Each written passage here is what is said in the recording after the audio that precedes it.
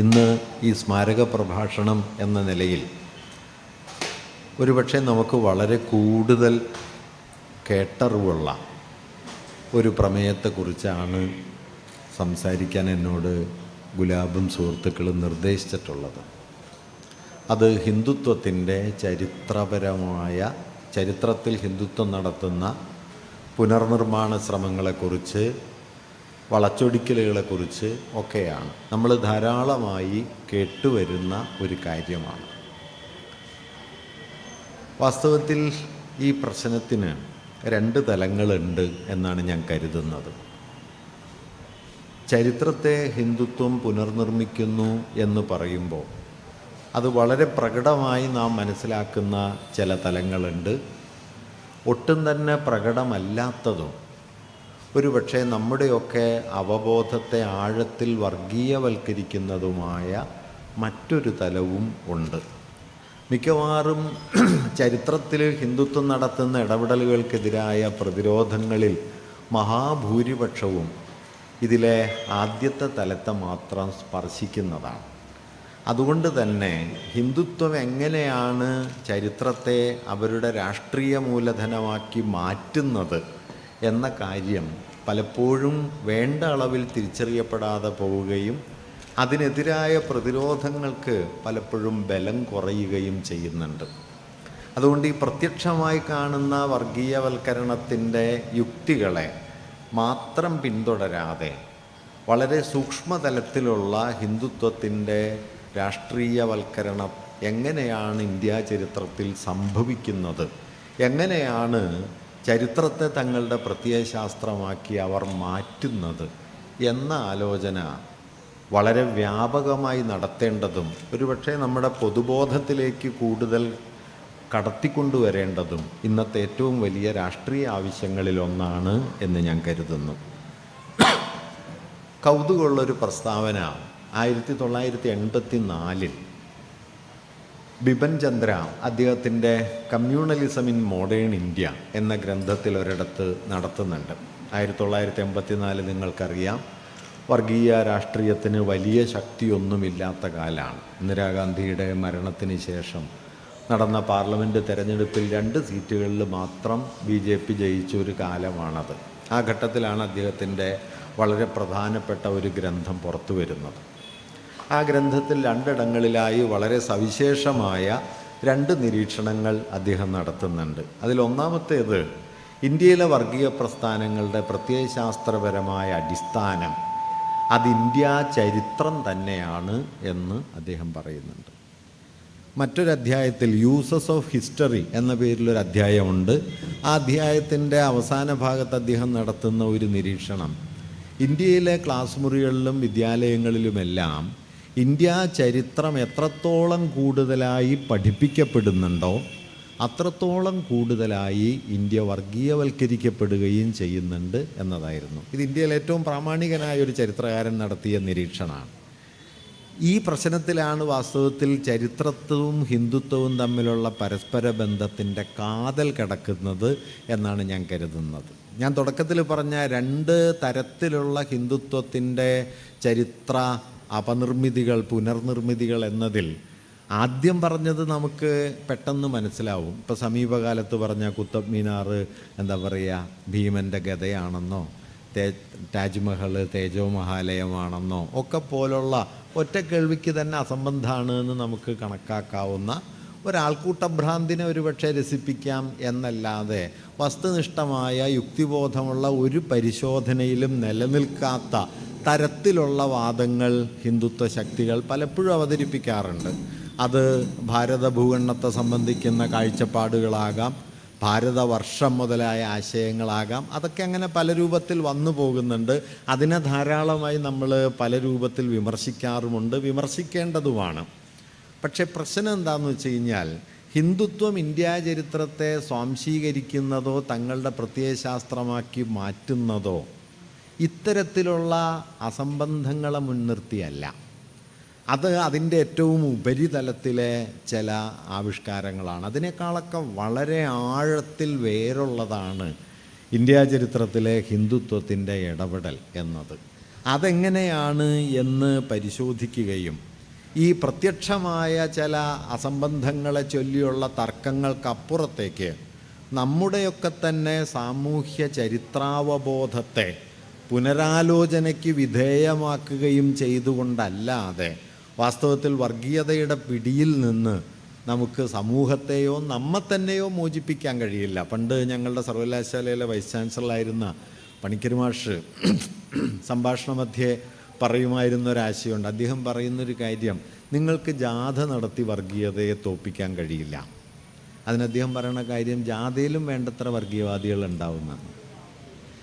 അത് വർഗീയവാദികളെന്ന് പറയുന്നത് പ്രത്യക്ഷത്തിൽ അവർ വർഗീയവാദികളായതുകൊണ്ടല്ല, മറിച്ച് നമ്മുടെ സമൂഹത്തെക്കുറിച്ച് വച്ചു പുലർത്തുന്ന ധാരണകളിൽ വർഗീയതയുടെ പ്രത്യയശാസ്ത്രപരമായൊരു ഉള്ളടക്കമുണ്ട് എന്നുള്ളതുകൊണ്ടാണ്.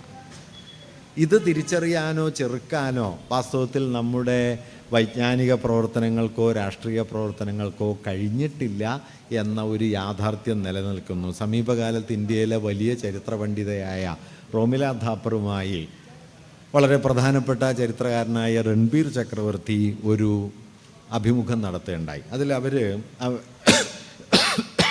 ധാപ്പറോട് രൺബീർ ചക്രവർത്തി ചോദിക്കുന്നുണ്ട്, ഇന്ത്യയിൽ ചരിത്രവിജ്ഞാനം നേടിയ വളർച്ചയിൽ തൃപ്തയാണോ? അപ്പോൾ ധാപ്പർ പറഞ്ഞ വളരെ മർമ്മസ്പർശിയായ ഉത്തരം, ചരിത്രവിജ്ഞാനത്തിൻ്റെ വളർച്ചയിൽ ഞാൻ പൊതുവിൽ തൃപ്തയാണ്. സർവകലാശാലകളിലും അക്കാഡമികളിലുമൊക്കെ ആയിട്ട് താരതമ്യേന വളരെ ശാസ്ത്രീയതയും കൃത്യതയുമുള്ള ചരിത്രം ഇന്ത്യയിൽ വികസിച്ചു വന്നിട്ടുണ്ട്. പക്ഷേ ഈ ചരിത്രധാരണകളെ പൊതുബോധത്തിലേക്ക്, സാമൂഹ്യ അവബോധത്തിലേക്ക് എത്തിക്കുന്നതിൽ നമ്മൾ ഏതാണ്ട് പൂർണ്ണമായിട്ടും പരാജയപ്പെട്ടു എന്നതാണ്.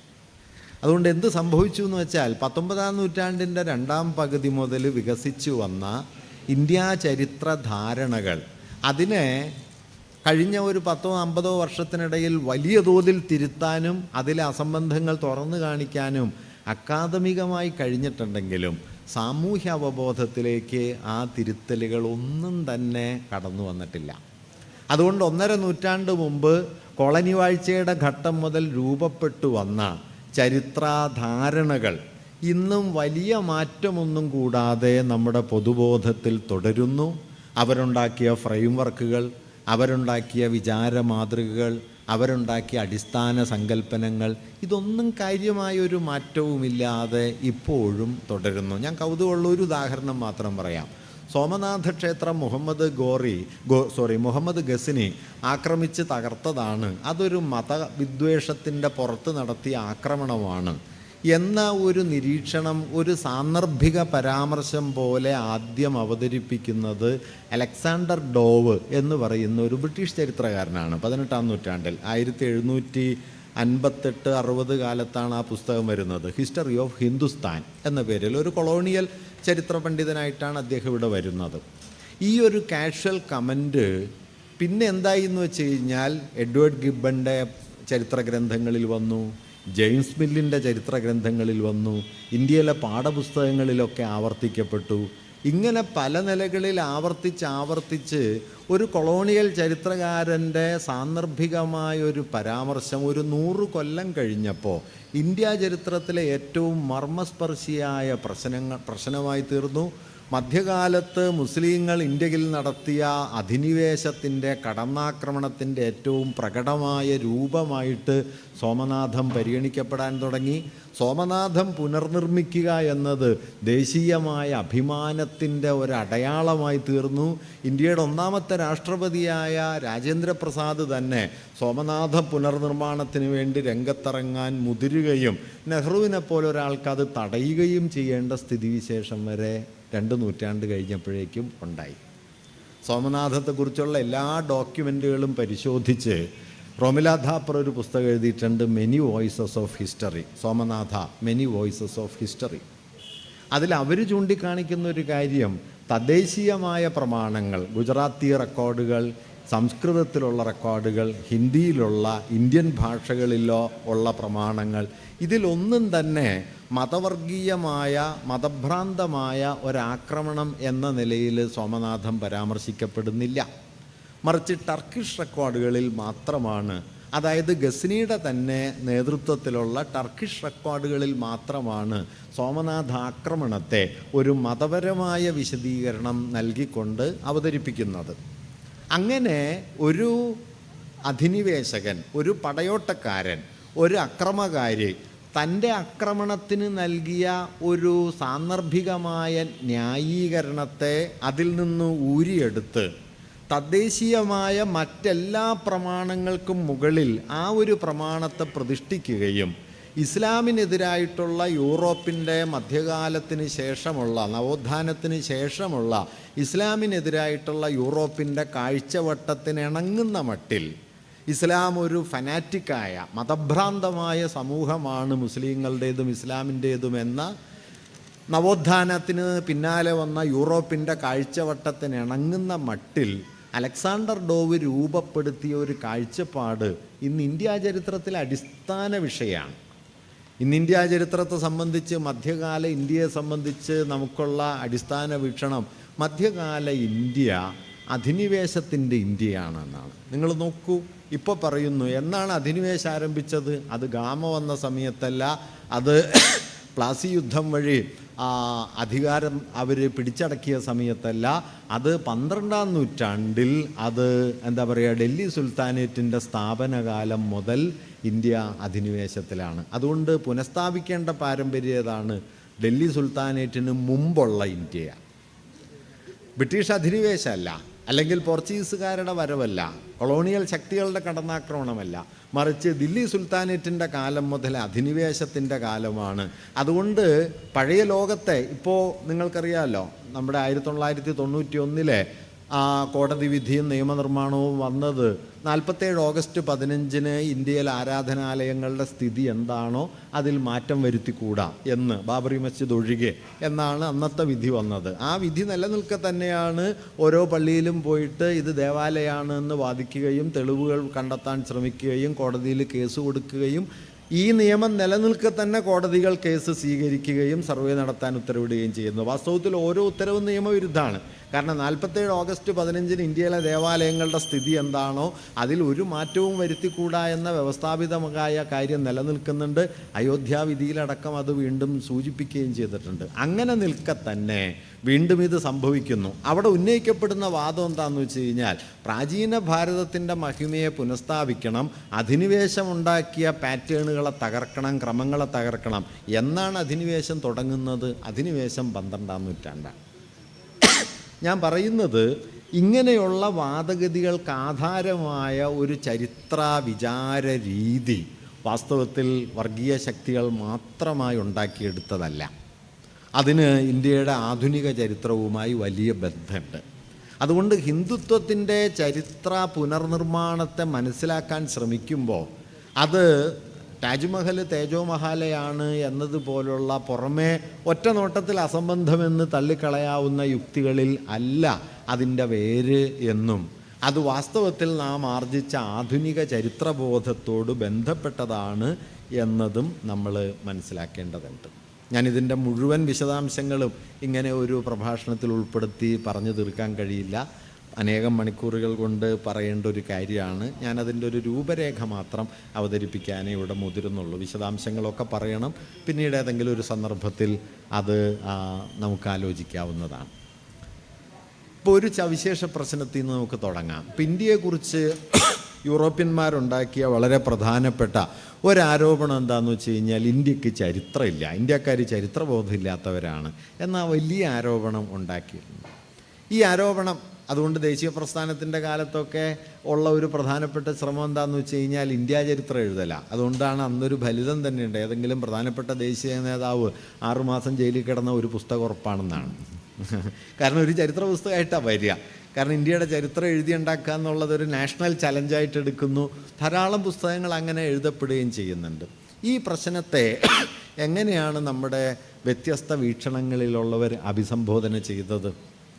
19-ാം നൂറ്റാണ്ടിൽ ഇന്ത്യാ ചരിത്രത്തിൽ ഇടപെടുന്ന 3 സുപ്രധാന വിഭാഗങ്ങളാണ് നമ്മൾ കാണുന്നത്. ഒന്ന് കോളനി ഉദ്യോഗസ്ഥന്മാരായിട്ട് ഇവിടെ വന്ന ചരിത്ര പണ്ഡിതന്മാർ, അല്ലെങ്കിൽ കൊളോണിയൽ ചരിത്ര വിജ്ഞാനത്തിൻ്റെ പ്രതിനിധികൾ, യൂറോപ്പിലും ഇന്ത്യയിലും ഒക്കെയുള്ള ആളുകൾ.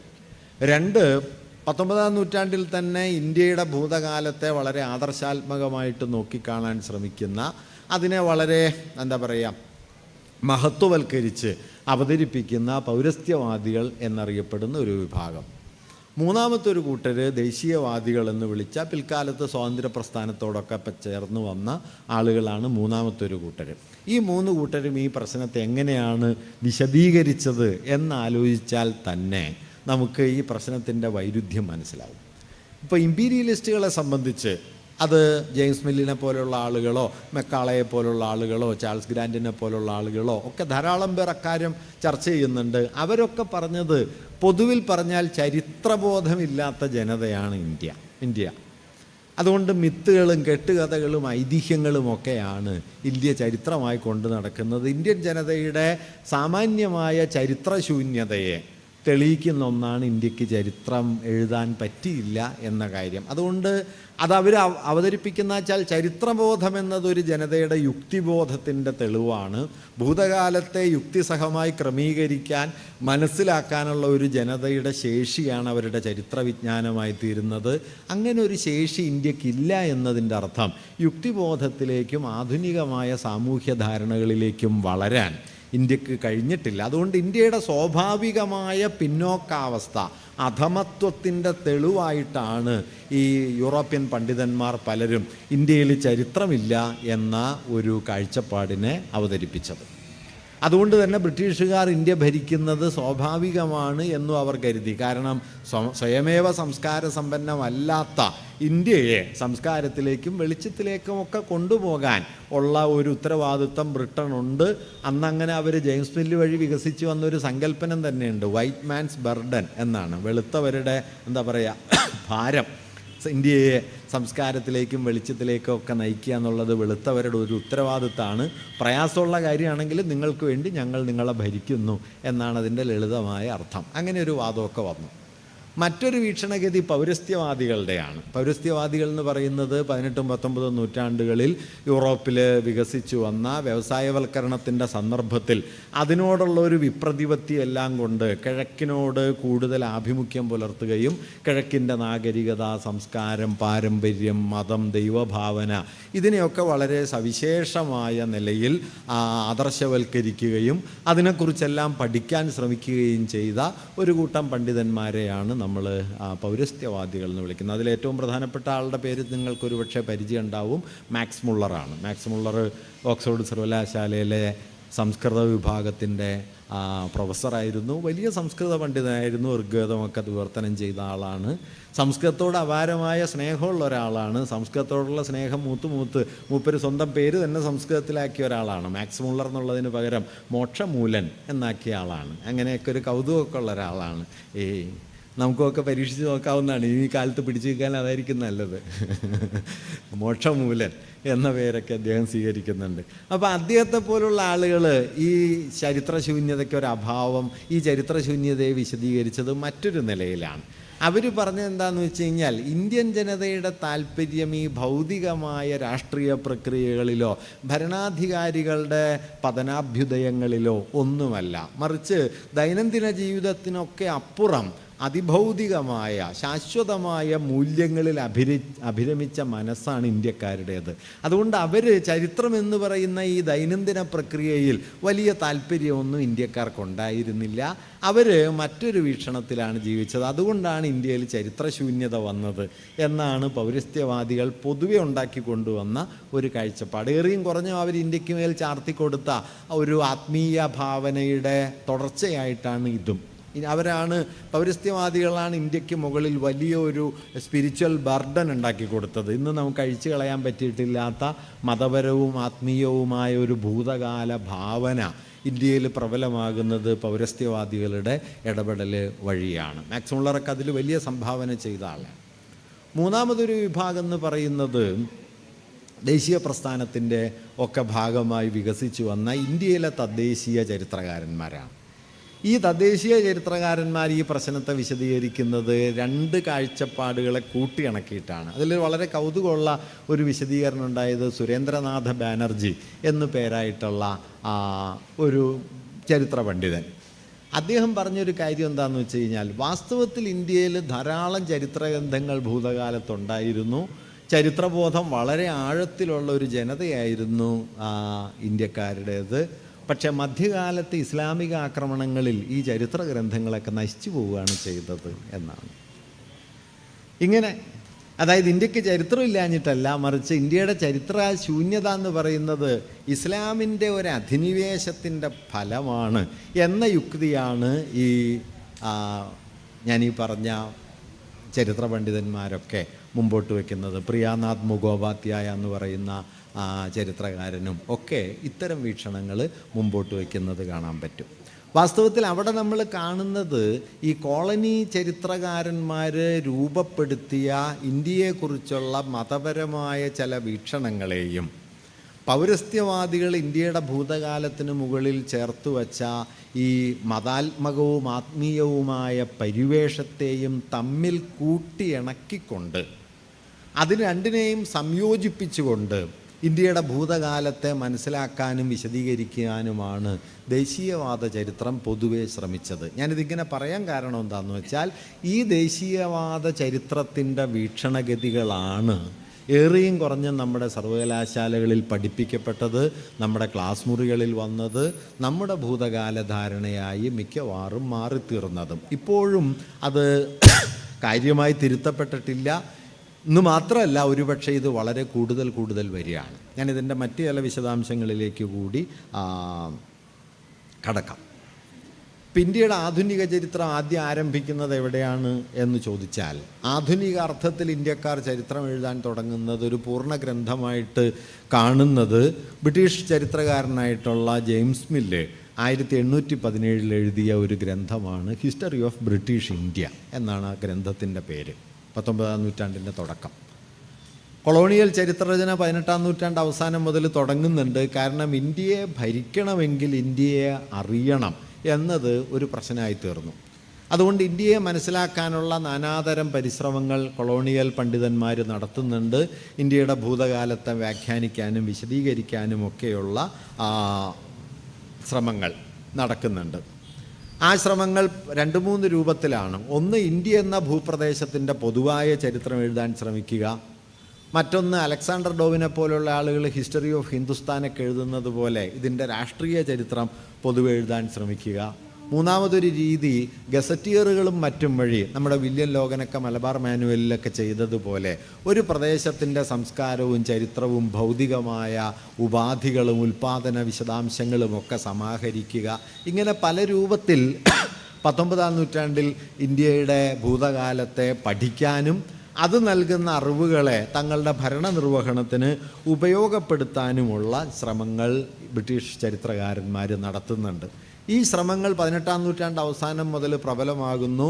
അതിൻ്റെ വളരെ പ്രധാനപ്പെട്ട ഒരു കൺസോൾട്ടേഷനാണ് 1817 ജെയിംസ് മില്ലിൻ്റെ ഗ്രന്ഥം വഴി ഉണ്ടായത്. ഇത് വളരെ പ്രധാനപ്പെട്ട ഒരു ടെക്സ്റ്റാണ്.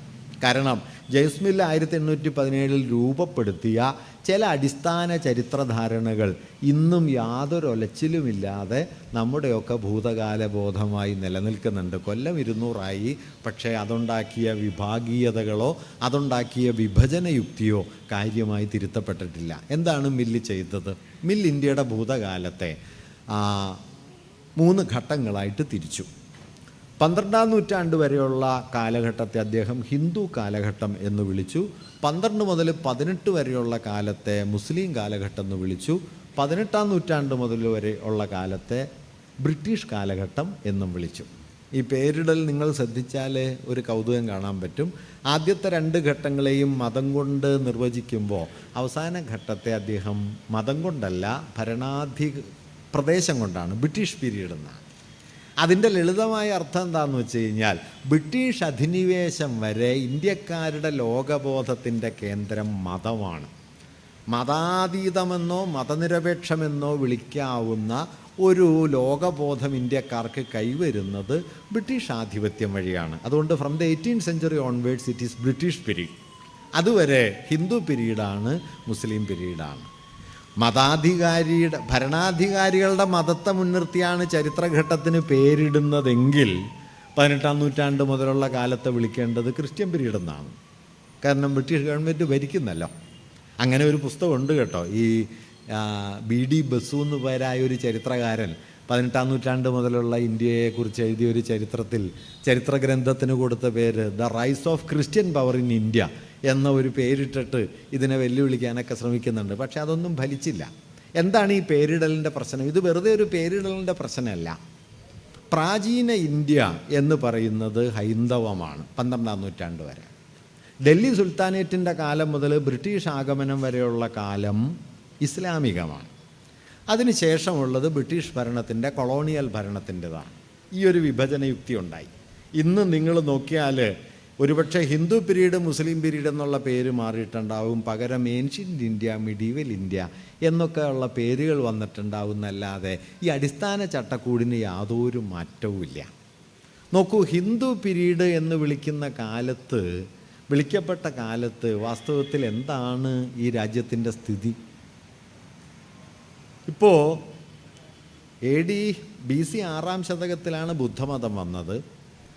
അത് AD 4-5 നൂറ്റാണ്ടുകൾ വരെ ഏതാണ്ട് 1000 കൊല്ലക്കാലത്തോളം ഇന്ത്യയിൽ അതിപ്രബലമായ മതമായിട്ട് നിലനിൽക്കുകയും ചെയ്തു. ഹിന്ദു മതം എന്ന ഒരു മതം എപ്പോഴാണ് രംഗത്തെത്തുന്നത്?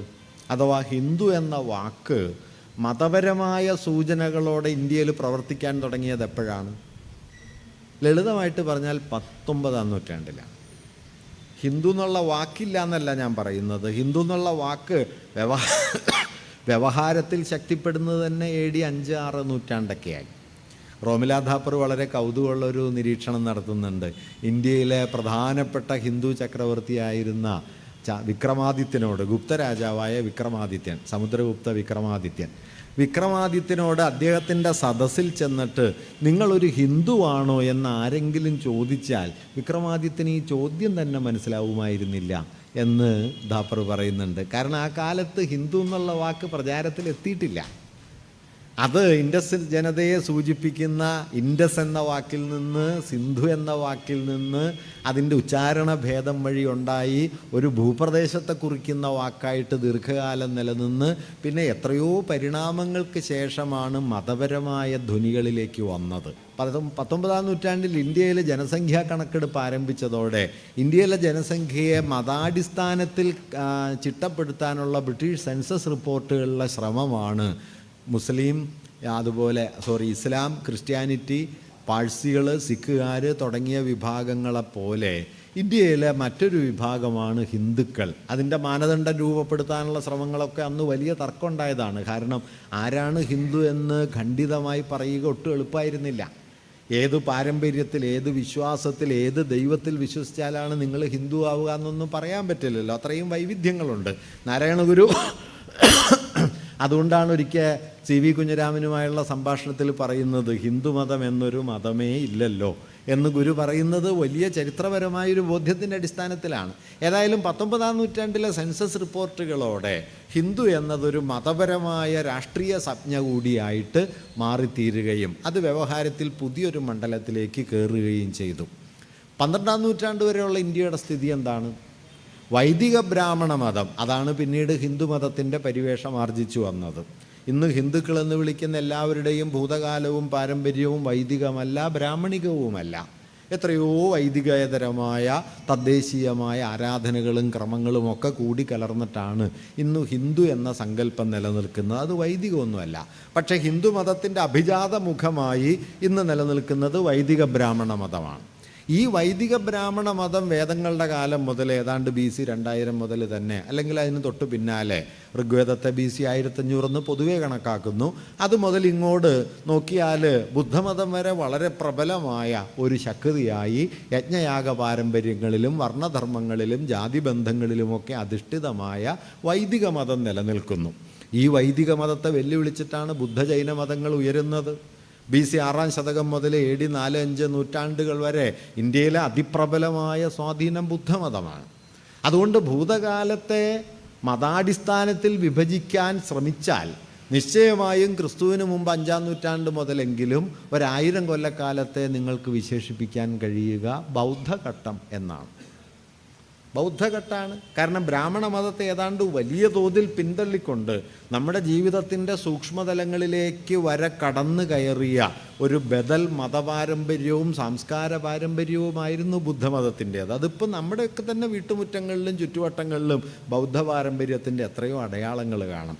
വാസ്തവത്തിൽ ഇന്ത്യയിലെ മതനിരപേക്ഷ പ്രവർത്തനങ്ങൾക്ക് സംഭവിച്ച ഒരു വലിയ പരാധീനത ബ്രാഹ്മണ്യത്തിനെതിരായ ഒരു സാംസ്കാരിക ബദൽ എന്ന നിലയ്ക്ക് ബുദ്ധമതത്തിൻ്റെ ഈ വലിയ പാരമ്പര്യത്തെ ഉയർത്തിക്കൊണ്ടുവരുന്നതിൽ വേണ്ടത്ര ജാഗ്രതയില്ലാതെ പോയി. അംബേദ്കർ അദ്ദേഹത്തിൻ്റെ ജീവിതത്തിൻ്റെ അവസാന ഘട്ടത്തിൽ ബുദ്ധമതത്തെ ആ നിലയിൽ ഒരു രാഷ്ട്രീയ ആയുധമാക്കാൻ ശ്രമിക്കുന്നുണ്ടെങ്കിലും പൊതുവിൽ അത് ഒരു മാർജിനലായ ഒരു ധാരയായിട്ട് ഒതുങ്ങിപ്പോവുകയാണ് ചെയ്തത്. പക്ഷെ അങ്ങനെ ആയിരുന്നില്ല. ഈ 1000 കൊല്ലക്കാലത്തോളം ഇന്ത്യയിലെ എല്ലാ തലങ്ങളിലും ബുദ്ധമതത്തിന് വമ്പിച്ച സ്വാധീനം ഉണ്ടായി. പക്ഷെ പിന്നീട് ഗുപ്ത സാമ്രാജ്യം ശക്തിപ്പെടുകയും ഹിന്ദുത്വത്തിൻ്റെ അല്ലെങ്കിൽ ബ്രാഹ്മണാധികാരത്തിൻ്റെ പുതിയ പുനഃസംഘാടനം വരികയും ചെയ്തതോടെ AD 5-ാം ശതകത്തിന് ശേഷം ബുദ്ധമതത്തിൻ്റെ സ്വാധീനശക്തി പടിപടിയായി ദുർബലമായി ഹിന്ദുത്വം ബ്രാഹ്മണ മതം പുനഃസംഘടിക്കപ്പെടുകയും അത് പതിയെ പതിയെ ഹൈന്ദവമായ പൊതുപാരമ്പര്യമായിട്ട് രൂപാന്തരപ്പെടുകയുമാണ് ചെയ്തത്. ഞാനിത് ഇത്രയും പറയാൻ കാരണം AD 12-ാം നൂറ്റാണ്ട് വരെയുള്ള കാലത്തെ ഹിന്ദു പീരീഡ് എന്ന് വിളിക്കുന്നത് ആ വാക്കിൻ്റെ ഉത്ഭവ ചരിത്രമോ ആ സമൂഹത്തിൻ്റെ സ്വഭാവമോ മുൻനിർത്തി പരിശോധിച്ചാൽ ഒരു നിലയ്ക്കും നിൽക്കില്ല. ബുദ്ധജൈന മതങ്ങൾ ഉണ്ടായിരുന്നു എന്ന് മാത്രമല്ല, എത്രയോ പാരമ്പര്യങ്ങൾ വന്നു ചേർന്നു ഇവിടെ. ഈ കാലത്താണ് ഈ വൈദിക പാരമ്പര്യം എന്ന് പറയുന്നത് തന്നെ വാസ്തവത്തിൽ ആര്യന്മാരുടെ കുടിയേറ്റത്തിലൂടെ രൂപപ്പെട്ടതാണ് എന്ന കാര്യം നമുക്കിപ്പോൾ വ്യക്തമായിട്ടറിയാം. ടോണി ജോസഫിൻ്റെ പുസ്തകവും ജനിതക പഠനങ്ങളുമൊക്കെ ആര്യന്മാരുടെ കുടിയേറ്റം എന്നതിനെ തർക്കരഹിതമായി നമ്മുടെ മുമ്പിൽ കൊണ്ടുവന്നിട്ടുണ്ട്. ഈ ആര്യന്മാർ സ്ഥാപിച്ച ഈ ആര്യവംശ സങ്കല്പം, അത് വംശമൊന്നുമല്ല, ഒരു ജനസമൂഹം, ഒരു ഭാഷാ സമൂഹം. ആ കുടിയേറ്റ സമൂഹം രൂപപ്പെടുത്തിയ വൈദിക മതവും അതിൻ്റെ ജീവിതക്രമങ്ങളും നിലനിൽക്കെ തന്നെ എത്രയോ പാരമ്പര്യങ്ങൾ വന്നു. ശാകന്മാർ, കുശാനന്മാർ, ഇൻഡോ പാർത്തിയന്മാർ, ബാക്ട്രിയൻ ഗ്രീസുകാർ, പിന്നാലെ അറബികൾ വരുന്നു, ചൈനക്കാർ വരുന്നു. എന്തെല്ലാം പാരമ്പര്യങ്ങൾ വന്ന് ഇന്ത്യയുടെ സംസ്കാരത്തിൽ കൂടിക്കലർന്നാണ് നമ്മുടെ സംസ്കൃതി വികസിച്ചു വന്നത്.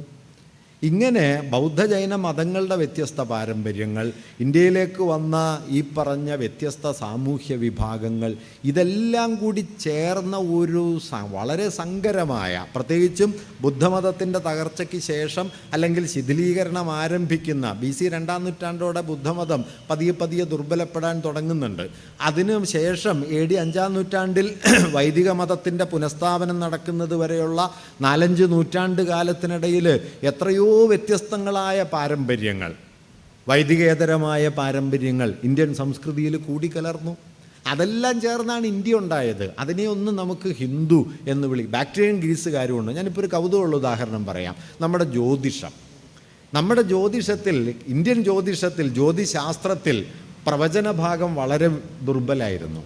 ഫലഭാഗം ഒട്ടും ഉണ്ടായിരുന്നില്ല. ഗണിതഭാഗമാണ് പ്രബലമായിരുന്നത്. ആര്യഭടീയം നോക്കിയാൽ നിങ്ങൾക്കറിയാം. ആര്യഭടീയത്തിൽ ഭാവി പ്രവചിക്കുന്നൊന്നുമില്ല, മറിച്ച് ഗോളങ്ങളുടെ ചലനങ്ങൾ നോക്കി സൂര്യൻ എപ്പോൾ ഉദിക്കും, എപ്പോൾ അസ്തമിക്കും, ഋതുക്കൾ എപ്പോൾ മാറി വരും തുടങ്ങിയ ഗണിതപരമായ ആലോചനയുടെ വിഷയമായിട്ടാണ് ജ്യോതിശാസ്ത്രം നിലനിന്നത്. ഈ ജ്യോതിശാസ്ത്രത്തെ ജ്യോതിഷമാക്കി മാറ്റുന്നതിൽ, പ്രവചന രൂപത്തിലേക്ക് കൊണ്ടുവരുന്നതിൽ ഏറ്റവും വലിയ ഇടപെടൽ നടത്തിയത്, അതിൻ്റെ അടിസ്ഥാനമായി തീർന്നത് അലക്സാണ്ടർക്ക് ശേഷം ഇന്ത്യയിലേക്ക് വന്ന ഗ്രീക്ക് ജ്യോതിഷാണ്. ഹോരാശാസ്ത്രം എന്ന ഗ്രന്ഥത്തിലെ ഹോര എന്ന പദം കാലം, മണിക്കൂർ എന്ന അർത്ഥത്തെ കുറിക്കുന്ന അവർ എന്നുള്ള ഇംഗ്ലീഷ് പദത്തിൻ്റെ അടിസ്ഥാന മൂലപദത്തിൻ്റെ തദ്ഭവമായിട്ട് വന്നതാണ്. അതാണ് ഹോരാശാസ്ത്രമായത്. ഇന്ന് ഇന്ത്യൻ ട്രഡീഷനായിട്ട് നിങ്ങൾ ജ്യോതിഷത്തെ കാണുന്നു. ജ്യോതിശാസ്ത്രം, അസ്ട്രോണമി എന്ന് പറയുന്നത് എവിടെയോ പോയിരിക്കുന്നു. അസ്ട്രോളജി അതിനെ വിഴുങ്ങിക്കഴിഞ്ഞിരിക്കുന്നു. ഈ വിഴുങ്ങൽ സംഭവിച്ചത് വാസ്തവത്തിൽ വൈദേശികമായ ബന്ധങ്ങൾ കൊണ്ടാണ്, തദ്ദേശീയമായിട്ടല്ല. ഗ്രീക്ക് ജ്യോതിഷം ഇന്ത്യൻ ജ്യോതിശാസ്ത്രത്തെ വിഴുങ്ങിയതാണത്. പ്രവചന ഭാഗം ഗണിത ഭാഗത്തെ വിഴുങ്ങുന്നത്.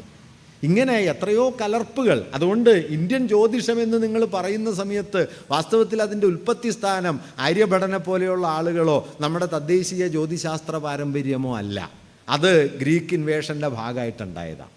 ഇങ്ങനെ ആധിപത്യത്തിൻ്റെ എത്രയോ തലങ്ങൾ, ഞാനിത് ശരിയോ തെറ്റോ എന്ന് പറയല്ല, മറിച്ച് ഇങ്ങനെ കൂടിക്കലർന്നാണ് നമ്മുടെ വിജ്ഞാന രൂപങ്ങൾ, ജീവിതക്രമങ്ങളൊക്കെ ഉണ്ടായത്. അതിനെ മുഴുവൻ ഏതെങ്കിലും ഒരു മതത്തിൻ്റെ ഒരൊറ്റ യുക്തിയിലേക്ക് സംഗ്രഹിക്കുക തീർത്തും അസാധ്യമായ കാര്യമാണ്. പക്ഷേ ജെയിംസ് മിൽ അങ്ങനെ ചെയ്തു എന്ന് മാത്രമല്ല 12-ാം നൂറ്റാണ്ട് വരെയുള്ള ഏകമാനമായ മതാത്മകമായ ഒരു ഭൂതകാലത്തെ ഇന്ത്യക്ക് മുകളിൽ അത് ആരോപിച്ചു. ഇപ്പോഴും ഇത് നിൽക്കുന്നു. നോക്കൂ, ഇപ്പോഴും നമ്മൾ ഇന്ത്യൻ ഭൂതകാലത്തെക്കുറിച്ച് പറയുമ്പോൾ പ്രാചീന ഭാരതം ഹൈന്ദവമാണ് എന്ന് പറഞ്ഞാൽ പൊതുബോധത്തിൽ ഒരു അലോസരവും ഉണ്ടാവില്ല. നോക്കൂ, പ്രാചീന ഭാരതം ഹൈന്ദവമാണ്. അപ്പോൾ ഇന്ത്യയെക്കുറിച്ച് നിങ്ങൾക്ക് ഉപനിഷത്തുകളുടെ നാട് എന്ന് പറഞ്ഞാൽ തർക്കമൊന്നും തോന്നില്ല. ഉപനിഷത്ത് ഇന്ത്യയിലെ എത്ര മനുഷ്യരുടെ ജീവിതത്തിൽ ഇടപെട്ട് പ്രവർത്തിച്ചിട്ടുണ്ടെന്ന് ചോദിച്ചാൽ വളരെ കുറച്ചേ ഉള്ളൂ. ഉപനിഷത്തുകൾ ഇന്ത്യയുടെ സാമൂഹ്യ ജീവിതത്തിൽ ഇടപെട്ടതിൻ്റെ 1000 മടങ്ങ് ശക്തിയിൽ ബുദ്ധമതം ഇടപെട്ടിട്ടുണ്ട്. നമ്മുടെ പള്ളിക്കൂടം എന്ന വാക്ക് മുതൽ ശബരിമല ധർമ്മശാസ്താവിന് ശരണം വിളിക്കുന്നത് മുതൽ നമ്മുടെ ജീവിത പ്രയോഗങ്ങളുടെ എത്രയോ സന്ദർഭങ്ങളിൽ ബുദ്ധനെ കാണാം. നാരായണ ഗുരുവിൻ്റെ അനുകമ്പയിൽ വരെ ബുദ്ധനുണ്ട്. പക്ഷേ ഇന്ത്യയെ നമ്മൾ ബുദ്ധൻ്റെ നാട് എന്ന് വിളിക്കാൻ താരതമ്യേന മുതിരാറില്ല. എന്താണ് ഇന്ത്യൻ പാരമ്പര്യം? ഔപനിഷദികം, കനപ്പെട്ട വാക്കാണ്. അങ്ങനെയുള്ള ഞാൻ പറഞ്ഞത് ഇത് അടിസ്ഥാനപരമായൊരു പ്രശ്നമാണ്. കാരണം നമ്മുടെ ഭൂതകാലത്തിൻ്റെ വ്യാമിശ്ര സ്വഭാവത്തെ, അതിലെ കലർപ്പുകളെ, അതിലെ കൊടുക്കൽ വാങ്ങലുകളെ തമസ്കരിച്ച് അതിനു മുകളിൽ ഏകമാനത്തിലുള്ള ഒരു മതാത്മക സത്തയെ അധ്യാരോപിക്കുന്ന, അടിച്ചേൽപ്പിക്കുന്ന ഒരു യുക്തിവിചാരം 19-ാം നൂറ്റാണ്ടിലെ കൊളോണിയൽ ചരിത്ര വിചാരം മുതൽ ആരംഭിക്കുന്നുണ്ട്. അത് കോളനി ചരിത്രകാരന്മാരിൽ മാത്രം അവസാനിച്ചില്ല, അത് പിന്നീട് പല രൂപത്തിൽ തുടർന്നു. അതിലേക്ക് ഞാൻ വരാം. ഈ 12 മുതൽ 12-ാം വരെയുള്ള ശതകം വരെയുള്ള കാലത്തെ ഹിന്ദു പീരീഡ് എന്ന് വിളിച്ചതുപോലെ ജെയിംസ് മില്ല് പിന്നെ വിശേഷിപ്പിച്ചത് 12 മുതൽ 18 വരെയുള്ള നൂറ്റാണ്ടുകൾ മുസ്ലിം പീരീഡാണ് എന്നാണ്. വാസ്തവത്തിൽ ഏകമാനമായൊരു മുസ്ലിം ഭരണം ഇന്ത്യയിലുടനീളം എപ്പോഴെങ്കിലും നിലനിന്നിരുന്നോ എന്ന് ചോദിച്ചാൽ ഒരു കാലത്തും നിലനിന്നിട്ടില്ല. മുഗൾ സാമ്രാജ്യത്തിൻ്റെ കാലത്താണ് ഇന്ത്യ കണ്ട, അക്ബറുടെ കാലത്താണ് ഇന്ത്യ കണ്ട ഏറ്റവും വിസ്തൃതമായ ഒരു മുഗൾ ഭരണം ഉണ്ടായത്. അക്ബറെയൊന്നും ഒരു നിലയ്ക്ക് മുസ്ലിം ഭരണാധികാരി എന്നൊന്നും വിളിക്കാൻ പറ്റില്ല. ഇപ്പോൾ ബറാനിയെ പോലെ മധ്യകാലത്തെ ഒരു ഇസ്ലാമിക ചരിത്ര പണ്ഡിതൻ തന്നെ ഔറംഗസീബ് പോലും ഒരു മുസ്ലിം ഭരണാധികാരിയല്ല, ഔറംഗസീബ് മുസ്ലിമാണ്, ഭരണം മുസ്ലിമല്ല, ഇസ്ലാമികമല്ല എന്ന് തള്ളി പറയുന്നുണ്ട്. കാരണം രാജാവിൻ്റെ പൊതുജീവിതമോ അല്ല വ്യക്തിജീവിതമോ പ്രജകളുടെ സ്വകാര്യ ജീവിതമോ മതാധിഷ്ഠിതമാകണമെന്ന് പറയാത്തിടത്തോളം കാലം അങ്ങനെ ഒരു ഭരണത്തെ ഇസ്ലാമികമെന്ന് വിളിക്കാൻ പറ്റില്ല എന്ന് പറഞ്ഞ് ബറാനി മധ്യകാലത്തെ പ്രധാന ചരിത്ര പണ്ഡിതനാണ്. അദ്ദേഹം ഔറംഗസീബിൻ്റെ ഭരണകാലത്തെ അടക്കം അനിസ്ലാമികമെന്ന് പറയുന്നുണ്ട്. അക്ബറുടെ കാര്യമൊന്നും പറയേണ്ട കാര്യമില്ല. ദിന്നിലാഹി എന്ന മതം ഉണ്ടാക്കുകയും സർവ്വമത സാഹോദര്യത്തിന് വേണ്ടി ശ്രമിക്കുകയും ഇപ്പം നമ്മൾ ഓർക്കുന്നില്ല. ഉപനിഷത്തുകൾ, വേദങ്ങൾ, രാമായണം, മഹാഭാരതം ഇതൊക്കെ പേർഷ്യനിലേക്കും മറ്റു ഭാഷകളിലേക്കും ഒക്കെ പരിഭാഷപ്പെടുത്തുകയൊക്കെ ചെയ്യുന്നത് ഈ മുഗൾ കാലത്താണ്. ഇന്ന് ഈ മുഗൾ കാലത്തിൻ്റെ മുദ്രകളെ മാച്ചു കളയാൻ ശ്രമിക്കുകയാണ്. അക്ബറെ പോലെ ഒരാളാണ് മഹാഭാരതം സമ്പൂർണ്ണമായിട്ട് വിവർത്തനം ചെയ്യിച്ചത് എന്ന കാര്യം നമുക്ക് എത്ര പേർക്ക് ഓർമ്മയുണ്ട്? നോക്കൂ, മഹാഭാരതത്തിന് 17-ാം നൂറ്റാണ്ടിൽ തന്നെ അക്ബറുടെ കാലത്ത് തന്നെ സമ്പൂർണമായ വിവർത്തനം വന്നു. റാസ്മനാമ എന്ന പേരിൽ. അന്ന് പേർഷ്യനും സംസ്കൃതം അറിയുന്ന ആരും ഇല്ല. അതുകൊണ്ട് ആദ്യം സംസ്കൃതത്തിൽ നിന്ന് ഹിന്ദിയിലേക്ക് വിവർത്തനം ചെയ്ത് ഹിന്ദിയിൽ നിന്നത് പേർഷ്യനിലേക്ക് വിവർത്തനം ചെയ്യുകയാണ് ചെയ്തത്. അവിടെ അവസാനിച്ചില്ല കേട്ടോ. അക്ബറുടെ കൊട്ടാരത്തിലെ രാജകുടുംബാംഗങ്ങളുടെ വിദ്യാഭ്യാസ പരിശീലനത്തിൽ മഹാഭാരതത്തിലെ ശാന്തിപർവം പ്രധാനപ്പെട്ട ഒരു ഭാഗമായി ഉപയോഗിക്കുകയും ചെയ്തിരുന്നു. അതിനൊരു കാരണമുണ്ട്. അതിൻ്റെ കാരണം എന്താണെന്ന് വെച്ച് കഴിഞ്ഞാൽ ഉലമാക്കളും അക്ബറും തമ്മിലുള്ള തർക്കം എന്താണെന്ന് വെച്ച് കഴിഞ്ഞാൽ മതാധികാരമാണോ രാജാധികാരമാണോ പ്രധാനം. മതാധികാരമാണെന്ന് മതപണ്ഡിതന്മാർ ഉലമാക്കൾ വാദിക്കുന്നു. അക്ബർ മതാധികാരമല്ല, രാജാവിൻ്റെ അധികാരമാണ് സുപ്രീം എന്ന് വാദിക്കുന്ന ആളാണ്. ഈ രാജാവിൻ്റെ അധികാരത്തിൻ്റെ പരമാധികാര സ്വഭാവത്തെ ഇന്ത്യൻ പാരമ്പര്യം തന്നെ അതാണ് എന്ന് കാണിക്കുന്നതിന് വേണ്ടിയിട്ടാണ് ശാന്തിപർവ്വ ഭാഗങ്ങൾ മുഗൾ കൊട്ടാരത്തിലെ പാഠ്യപദ്ധതിയിൽ ഉൾപ്പെടുത്തിയത്. ഇങ്ങനെ മതാധികാരത്തിനെതിരെ മഹാഭാരതം പോലെ ഒരു ടെക്സ്റ്റിലെ ആശയങ്ങളെ ഉപയോഗപ്പെടുത്തിക്കൊണ്ട് ഒരു ഭരണവിജ്ഞാന വ്യവസ്ഥ ഉണ്ടാക്കിയ പാരമ്പര്യം മുഗൾ കൊട്ടാരത്തിനുണ്ട്. ഇന്നിപ്പം മുഗളന്മാരെന്ന് പറയുന്നത് ഇന്ത്യ കടന്നാക്രമിച്ച് ഇന്ത്യയെ ഇല്ലാണ്ടാക്കിയ ഒരു വിദേശ ശക്തിയാണ് എന്ന് പറയുന്നു. നോക്കൂ, 12-ാം നൂറ്റാണ്ടിൽ എങ്ങനെയാണ് തുർക്കികളുമായി ബന്ധപ്പെട്ട ആളുകളും ഇന്ത്യയിൽ രാഷ്ട്രീയ അധികാരത്തിലേക്ക് എത്തിയത് എന്ന ചോദ്യം കാര്യമായി ഉന്നയിക്കപ്പെടുന്നില്ല. ഇപ്പോൾ സിറാജുദ്ദീൻ ദൗള വരുന്ന സമയത്ത് ഏതാണ്ട് 10-12,000 പേരടങ്ങുന്ന ഒരു സൈന്യമേ അദ്ദേഹത്തിൻ്റെ കയ്യിലുള്ളൂ. ഇന്ത്യയിലാകട്ടെ അതിനേക്കാൾ എണ്ണത്തിൽ എത്രയോ കൂടുതലുള്ള ഭരണാധികാരികളുണ്ട്. അവരെല്ലാം എങ്ങനെയാണ് യുദ്ധത്തിൽ പരാജയപ്പെട്ടത്? നമുക്ക് പൊതുവിലുള്ള കഥ എന്താണെന്ന് വെച്ച് കഴിഞ്ഞാൽ ചതി കൊണ്ടാണ് എന്നാണ്.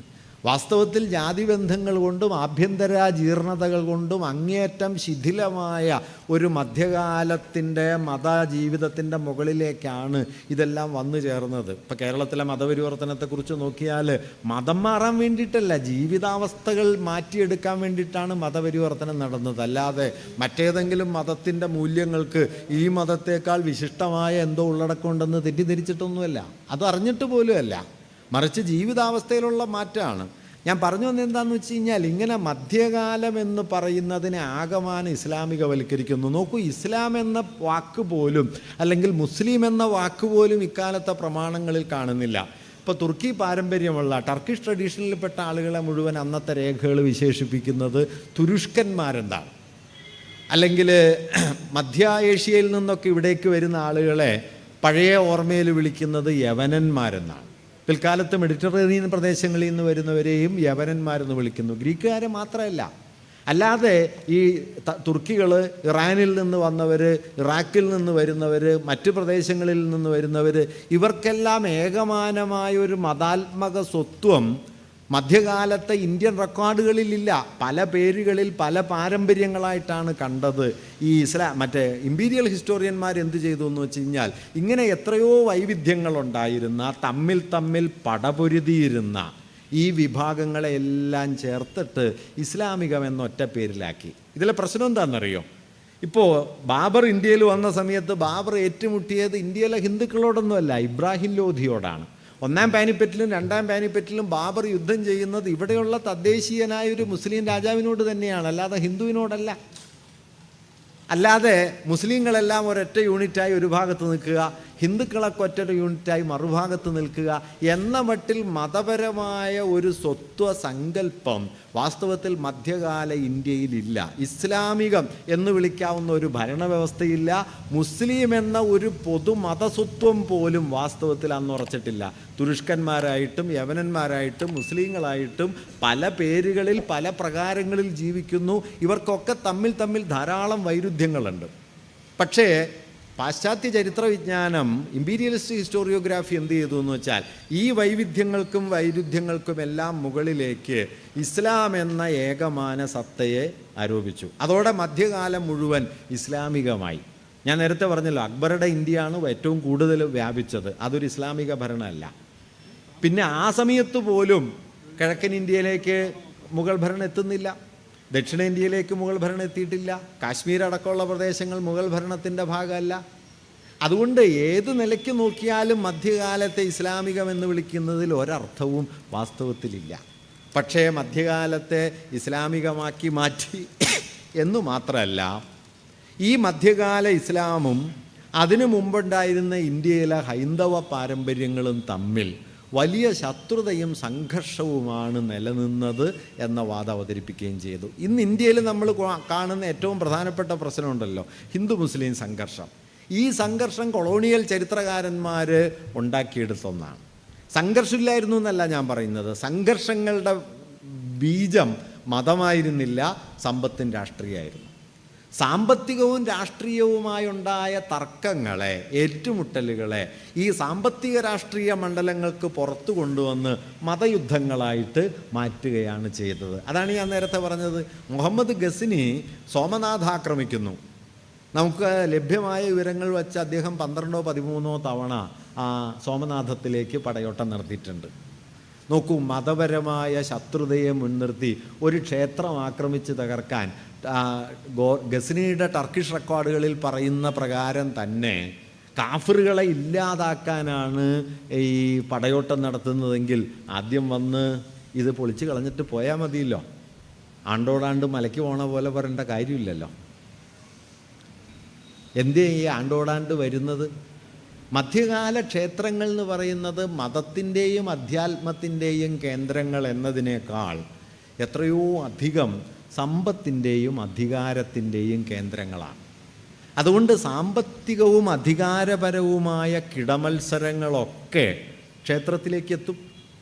നോക്കൂ, ക്ഷേത്രം കൊള്ളയടിക്കാൻ ഒരു സവിശേഷ സൈനിക സംവിധാനത്തെ ഉണ്ടാക്കി ആ സംവിധാനത്തിൻ്റെ തലവനെ ദേവോത്പതന നായകൻ എന്ന സ്ഥാനപ്പേര് നൽകി തൻ്റെ രാജസഭയിലെ സ്ഥിരാംഗമായി നിലനിർത്തിയ ഹർഷൻ എന്ന ഹിന്ദു രാജാവിനെ കുറിച്ച് അദ്ദേഹത്തിൻ്റെ കൊട്ടാരം കവിയായിരുന്ന കൽഹണൻ അക്കാലത്തെഴുതിയ രാജതരംഗിണി എന്ന ഗ്രന്ഥത്തിൽ പറയുന്നുണ്ട്. 12-ാം നൂറ്റാണ്ടാണ്. കാശ്മീരിലെ ഹിന്ദു രാജാവാണ് ഹർഷൻ. രാജതരംഗിണി ഇന്ത്യയിൽ ആദ്യം എഴുതപ്പെട്ട വംശാവലി കാവ്യമാണ്. ആദ്യമല്ല, അതിനു മുമ്പ് 15-ാം നൂറ്റാണ്ടിൽ തന്നെ കേരളത്തിൽ വംശാവലി കാവ്യം വന്നിട്ടുണ്ട്. മൂഷകവംശമാണ് ഒരുപക്ഷെ ഇന്ത്യയിലെ ആദ്യത്തെ വംശാവലി കാവ്യം. എങ്കിലും പുകഴ്പെറ്റത് രാജതരംഗിണിയാണ്. രാജതരംഗിണിയിൽ കൽഹണൻ പറയുന്നൊരു കാര്യമാണ്, രാജ്യത്ത് സാമ്പത്തിക പ്രതിസന്ധി ഉണ്ടാകുമ്പോൾ, ഖജനാവിൽ കാശില്ലാണ്ടാവുമ്പോൾ അമ്പലം കൊള്ളയടിക്കാൻ വേണ്ടിയിട്ട് ഒരു സൈന്യത്തെ സ്ഥിരമായിട്ട് നിലനിർത്തുക, അതിൻ്റെ തലവനെ രാജ്യസഭയിൽ അംഗമാക്കുക. അദ്ദേഹത്തിന് പ്രത്യേക പദവിയൊക്കെ ഉണ്ട്. നമ്മൾ ഡിഫൻസ് മിനിസ്റ്റർ എന്നൊക്കെ പറയുന്നത് പോലെ അമ്പലം കൊള്ളയ്ക്കൊരു മന്ത്രി, ആ മന്ത്രി അദ്ദേഹത്തിൻ്റെ സഭാംഗമാണ്. ആ സഭാംഗമായി നിലനിർത്തിയിട്ട് ഈ രാജതരംഗിണി നോക്കിയാൽ ഈ രാജാവ് എന്തെങ്കിലും ഒരു അക്രമം ചെയ്യുന്നു എന്നുള്ള മട്ടിലൊന്നും അല്ല അദ്ദേഹം അത് പരാമർശിക്കുന്നത്. വളരെ സ്വാഭാവികമായ കാര്യം. കാരണം മധ്യകാലത്തെ എല്ലാ കിടമത്സരങ്ങളും ക്ഷേത്രങ്ങളിലേക്ക് നീങ്ങും. കാരണം ക്ഷേത്രത്തിൽ സമ്പത്തുണ്ട്, ക്ഷേത്ര അധികാരമായിട്ട് ബന്ധപ്പെട്ടതാണ്. പക്ഷേ ഗസ്നിയുടെ കാര്യത്തിൽ അലക്സാണ്ടർ ഡോവ് എന്ത് ചെയ്തു എന്ന് വെച്ചാൽ, ഈ കൽഹണൻ്റെ രാജതരംഗിണിയൊക്കെ മറുഭാഗത്ത് നിൽക്കെ തന്നെ അലക്സാണ്ടർ ഡോവിൻ്റെ ആദ്യത്തെ പരാമർശം വന്നു, ഇത് മുസ്ലിം ഫനാറ്റിസിസമാണ്. ഈ മുസ്ലിം ഫനാറ്റിസിസം, മുസ്ലിം മതഭ്രാന്ത് എന്ന് പറയുന്നത് യൂറോപ്പിൻ്റെ വളരെ പ്രധാനപ്പെട്ട ഒരു രാഷ്ട്രീയ ആശയമാണ്. കാരണം കുരിശുയുദ്ധങ്ങൾക്ക് ശേഷം 11 മുതൽ 14 നൂറ്റാണ്ട് വരെ 3 നൂറ്റാണ്ട് നീണ്ട കുരിശുയുദ്ധങ്ങൾക്ക് ശേഷം ഇസ്ലാമിനെ അപരവൽക്കരിച്ചുകൊണ്ട് ഇസ്ലാം അടിസ്ഥാനപരമായ ഒരു മതഭ്രാന്ത സമൂഹമാണ് എന്ന യുക്തിയെ നമ്മുടെ നവോത്ഥാനവും ആധുനികതയും കോളനീകരണവും ഒക്കെ പല നിലയിൽ വികസിപ്പിച്ചെടുത്തിട്ടുണ്ട്.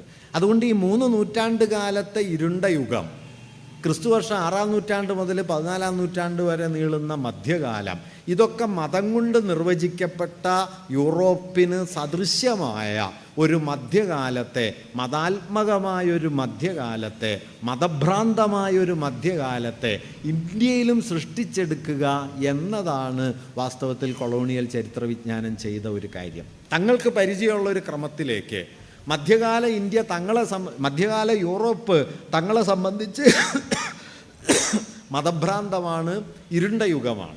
ആ മതഭ്രാന്തിൻ്റെയും ഇരുണ്ട യുഗത്തിൻ്റെയും ലോകം ഇന്ത്യയിൽ കണ്ടെത്തുക, അതിനുപയുക്തമായൊരു ഭൂതകാലത്തെ ഇന്ത്യയിൽ നിർമ്മിച്ചെടുക്കുക.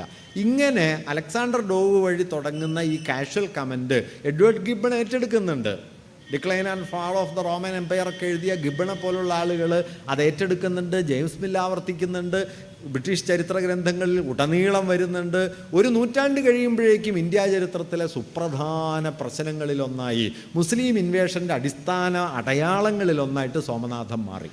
നിങ്ങൾ പറ്റുമ്പോൾ ധാപ്പറുടെ സോമനാഥം വായിച്ചു നോക്കണം, മെനി വോയിസസ് ഓഫ് ഹിസ്റ്ററി. അപ്പോൾ എന്ത് സംഭവിച്ചു എന്ന് വെച്ചാൽ, മധ്യകാലത്തിന് മുകളിൽ 2 തരം സവിശേഷ മുദ്രകൾ വന്നു വീണു. ഒന്ന്, മധ്യകാലത്ത് മുസ്ലിം സമൂഹത്തിനുള്ളിൽ തന്നെ ഉണ്ടായിരുന്ന വൈവിധ്യങ്ങളും വൈരുദ്ധ്യങ്ങളും ഒക്കെ തമസ്കരിക്കപ്പെടുകയും ഏകമാനമായ ഒരു ഇസ്ലാമിക സ്വത്വം മധ്യകാലത്തിന് മുകളിൽ ആരോപിക്കപ്പെടുകയും ചെയ്തു. രണ്ടാമത്തെ കാര്യം, ഈ മധ്യകാല ഇന്ത്യ എന്ന് പറയുന്നത് അതിനു മുമ്പുണ്ടായിരുന്ന ഇന്ത്യൻ ഭൂതകാലത്തിൻ്റെ മഹിമയെ, സുവർണശോഭയെ, പാരമ്പര്യത്തെ പല നിലയിൽ തകർക്കുകയാണ് ചെയ്തത് എന്ന യുക്തി ആരോപിക്കപ്പെട്ടു. ആ തകർക്കലാണ് വാസ്തവത്തിൽ ഹിന്ദു മുസ്ലിം സംഘർഷം എന്ന ഒരു നരേറ്റീവായിട്ട് മാറിയത്. ആ നരേറ്റീവ് പടിപടിയായി വികസിച്ചു വന്നു. അങ്ങനെ പടിപടിയായി വികസിച്ചു വരികയും പിന്നീട് ഇവർക്ക് പിന്നാലെ രംഗത്തെത്തിയ, ഇത് കൊളോണിയൽ ചരിത്രകാരന്മാരുണ്ടാക്കിയ ഒരു ധാരണയാണെങ്കിൽ, ഇവർക്ക് പിന്നാലെയോ ഇവരോടൊപ്പമോ രംഗത്തെത്തിയ പൗരസ്ത്യവാദികൾ എന്ന് വിളിക്കപ്പെട്ട പണ്ഡിത സമൂഹമാകട്ടെ, അവർ വലിയ ഇന്ത്യ സ്നേഹമുള്ളവരൊക്കെ ആയിരുന്നു കേട്ടോ. ഞാനിതെല്ലാം ഒരു കുറ്റാരോപണം, ഗൂഢാലോചന എന്ന നിലക്ക് പറയുകയല്ല. പക്ഷെ ചെയ്തതിൻ്റെ ഫലം എന്താണ്? അവർക്ക് എഴുതിയിട്ട് പോയാൽ മതി, സഹിക്കണം നമ്മളാണല്ലോ. ചെയ്തതിൻ്റെ ഫലം എന്താണ്? അപ്പോൾ 18-ാം നൂറ്റാണ്ടിൽ റോയൽ ഏഷ്യാറ്റിക് സൊസൈറ്റി ഉണ്ടാകുന്നു, ഏഷ്യാറ്റിക് സൊസൈറ്റി ഓഫ് ബംഗാൾ ഉണ്ടാകുന്നു, വില്യം ജോൺസ് വരുന്നു, H Wilson, HT Colebrooke, Max Muller, ഇങ്ങനെ ഒരുപാട് പണ്ഡിതന്മാർ വരുന്നു.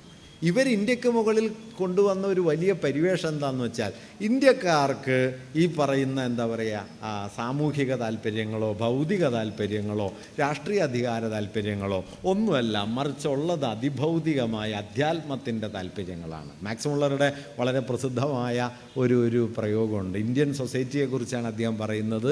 ദേ are not active, acquisitive and aggressive, but passive, meditative and reflective എന്ന്. They are not active, acquisitive and aggressive. അവർ ക്രിയോന്മുഖതയുള്ളവരല്ല, അക്രമവാസനയുള്ളവരല്ല, സമ്പാദന തൽപരരല്ല, മറിച്ച് എന്താണ്? Passive, meditative and reflective. നിസ്സംഗരാണ്, ആത്മാന്വേഷികളാണ്, ധ്യാനനിരതരാണ്. ഈ ബിഡായിയൊക്കെ ഇപ്പോഴും നമ്മുടെ നാട്ടിൽ ഓടുന്നുണ്ട് നന്നായിട്ട്. നോക്കിയാൽ നിങ്ങൾക്കറിയാം ഇന്ത്യൻ ജനതയുടെ ഭൂതകാലം, ആത്മീയ മഹത്വം. കൊസാംബി അതിനെക്കുറിച്ച് പറഞ്ഞ മനോഹരമായൊരു കമൻ്റുണ്ട്. കൊസാംബി പറയുന്നുണ്ട്, സ്വന്തം യൗവനം കൊണ്ട് മതിച്ച് പൊളച്ച് ജീവിച്ച് മതിയാകാതെ വന്നിട്ട് മകനോട് യൗവനം വഴങ്ങിയ ഒരു പിതാവിനെ സങ്കല്പിച്ച ലോകത്തെ ഒരേ ഒരു സമൂഹമാണ് ഇന്ത്യൻ സമൂഹം. അവരെക്കുറിച്ചാണ് പറഞ്ഞത് ആത്മീയവാദികൾ എന്ന്. കാമസൂത്ര ആദ്യം ഉണ്ടായ നാടാണ്. ക്രിസ്തുവർഷം 2-ാം നൂറ്റാണ്ടിലോ 3-ാം നൂറ്റാണ്ടിലോ നമ്മുടെ കാമസൂത്രം ഉണ്ടായി. പിന്നെ ഒരു 10-ാം നൂറ്റാണ്ട് വരെ ആ ട്രഡീഷൻ നിലനിൽക്കുന്നുണ്ട്, പല പേരിൽ ആ ഡിസ്കോഴ്സ് തുടരുന്നുണ്ട്. ആ ജനതയെക്കുറിച്ചാണ് പറയുന്നത്. ഈ അമർത്യാസൻ ഇന്ത്യയുടെ ഭൂതകാലത്തെ പാരമ്പര്യമായി നമ്മൾ മനസ്സിലാക്കിയപ്പോൾ 3 തരം ഒഴിച്ചു നിർത്തലുകൾ, എക്സ്ക്ലൂഷൻസ് വന്നു എന്ന് അദ്ദേഹം പറയുന്നുണ്ട്. 3 പാരമ്പര്യങ്ങളെക്കുറിച്ച് അദ്ദേഹം പറയുന്നത്. ഒന്ന്, നോൺ വേദിക് ട്രഡീഷൻ, വൈദികേതരമായ മതപാരമ്പര്യങ്ങൾ. ഇപ്പോൾ ഇസ്ലാം, ക്രിസ്ത്യാനിറ്റി, യഹൂദമതം, പാഴ്സി മതം, ഇതൊക്കെ ഇന്ത്യൻ സംസ്കാരത്തിൽ എങ്ങനെയാണ് കൂടിക്കലർന്നത് എന്നതിനെക്കുറിച്ച് നമുക്ക് പ്രത്യേക ധാരണകളൊന്നും ഇല്ല. ഞാൻ കൗതുകമുള്ളൊരു ഉദാഹരണം പറയും. ഇപ്പോൾ കേരളത്തിൽ ചുമർ ചിത്രം എന്ന് കേട്ടാൽ നമുക്കൊക്കെ ഓർമ്മ വരിക ഈ പറയുന്ന അമ്പലച്ചിത്രം എന്നാണ്. വാസ്തവത്തിൽ അമ്പലചിത്രങ്ങളോളം തന്നെ സമൃദ്ധമായ പള്ളിച്ചിത്രങ്ങൾ കേരളത്തിലുണ്ട്.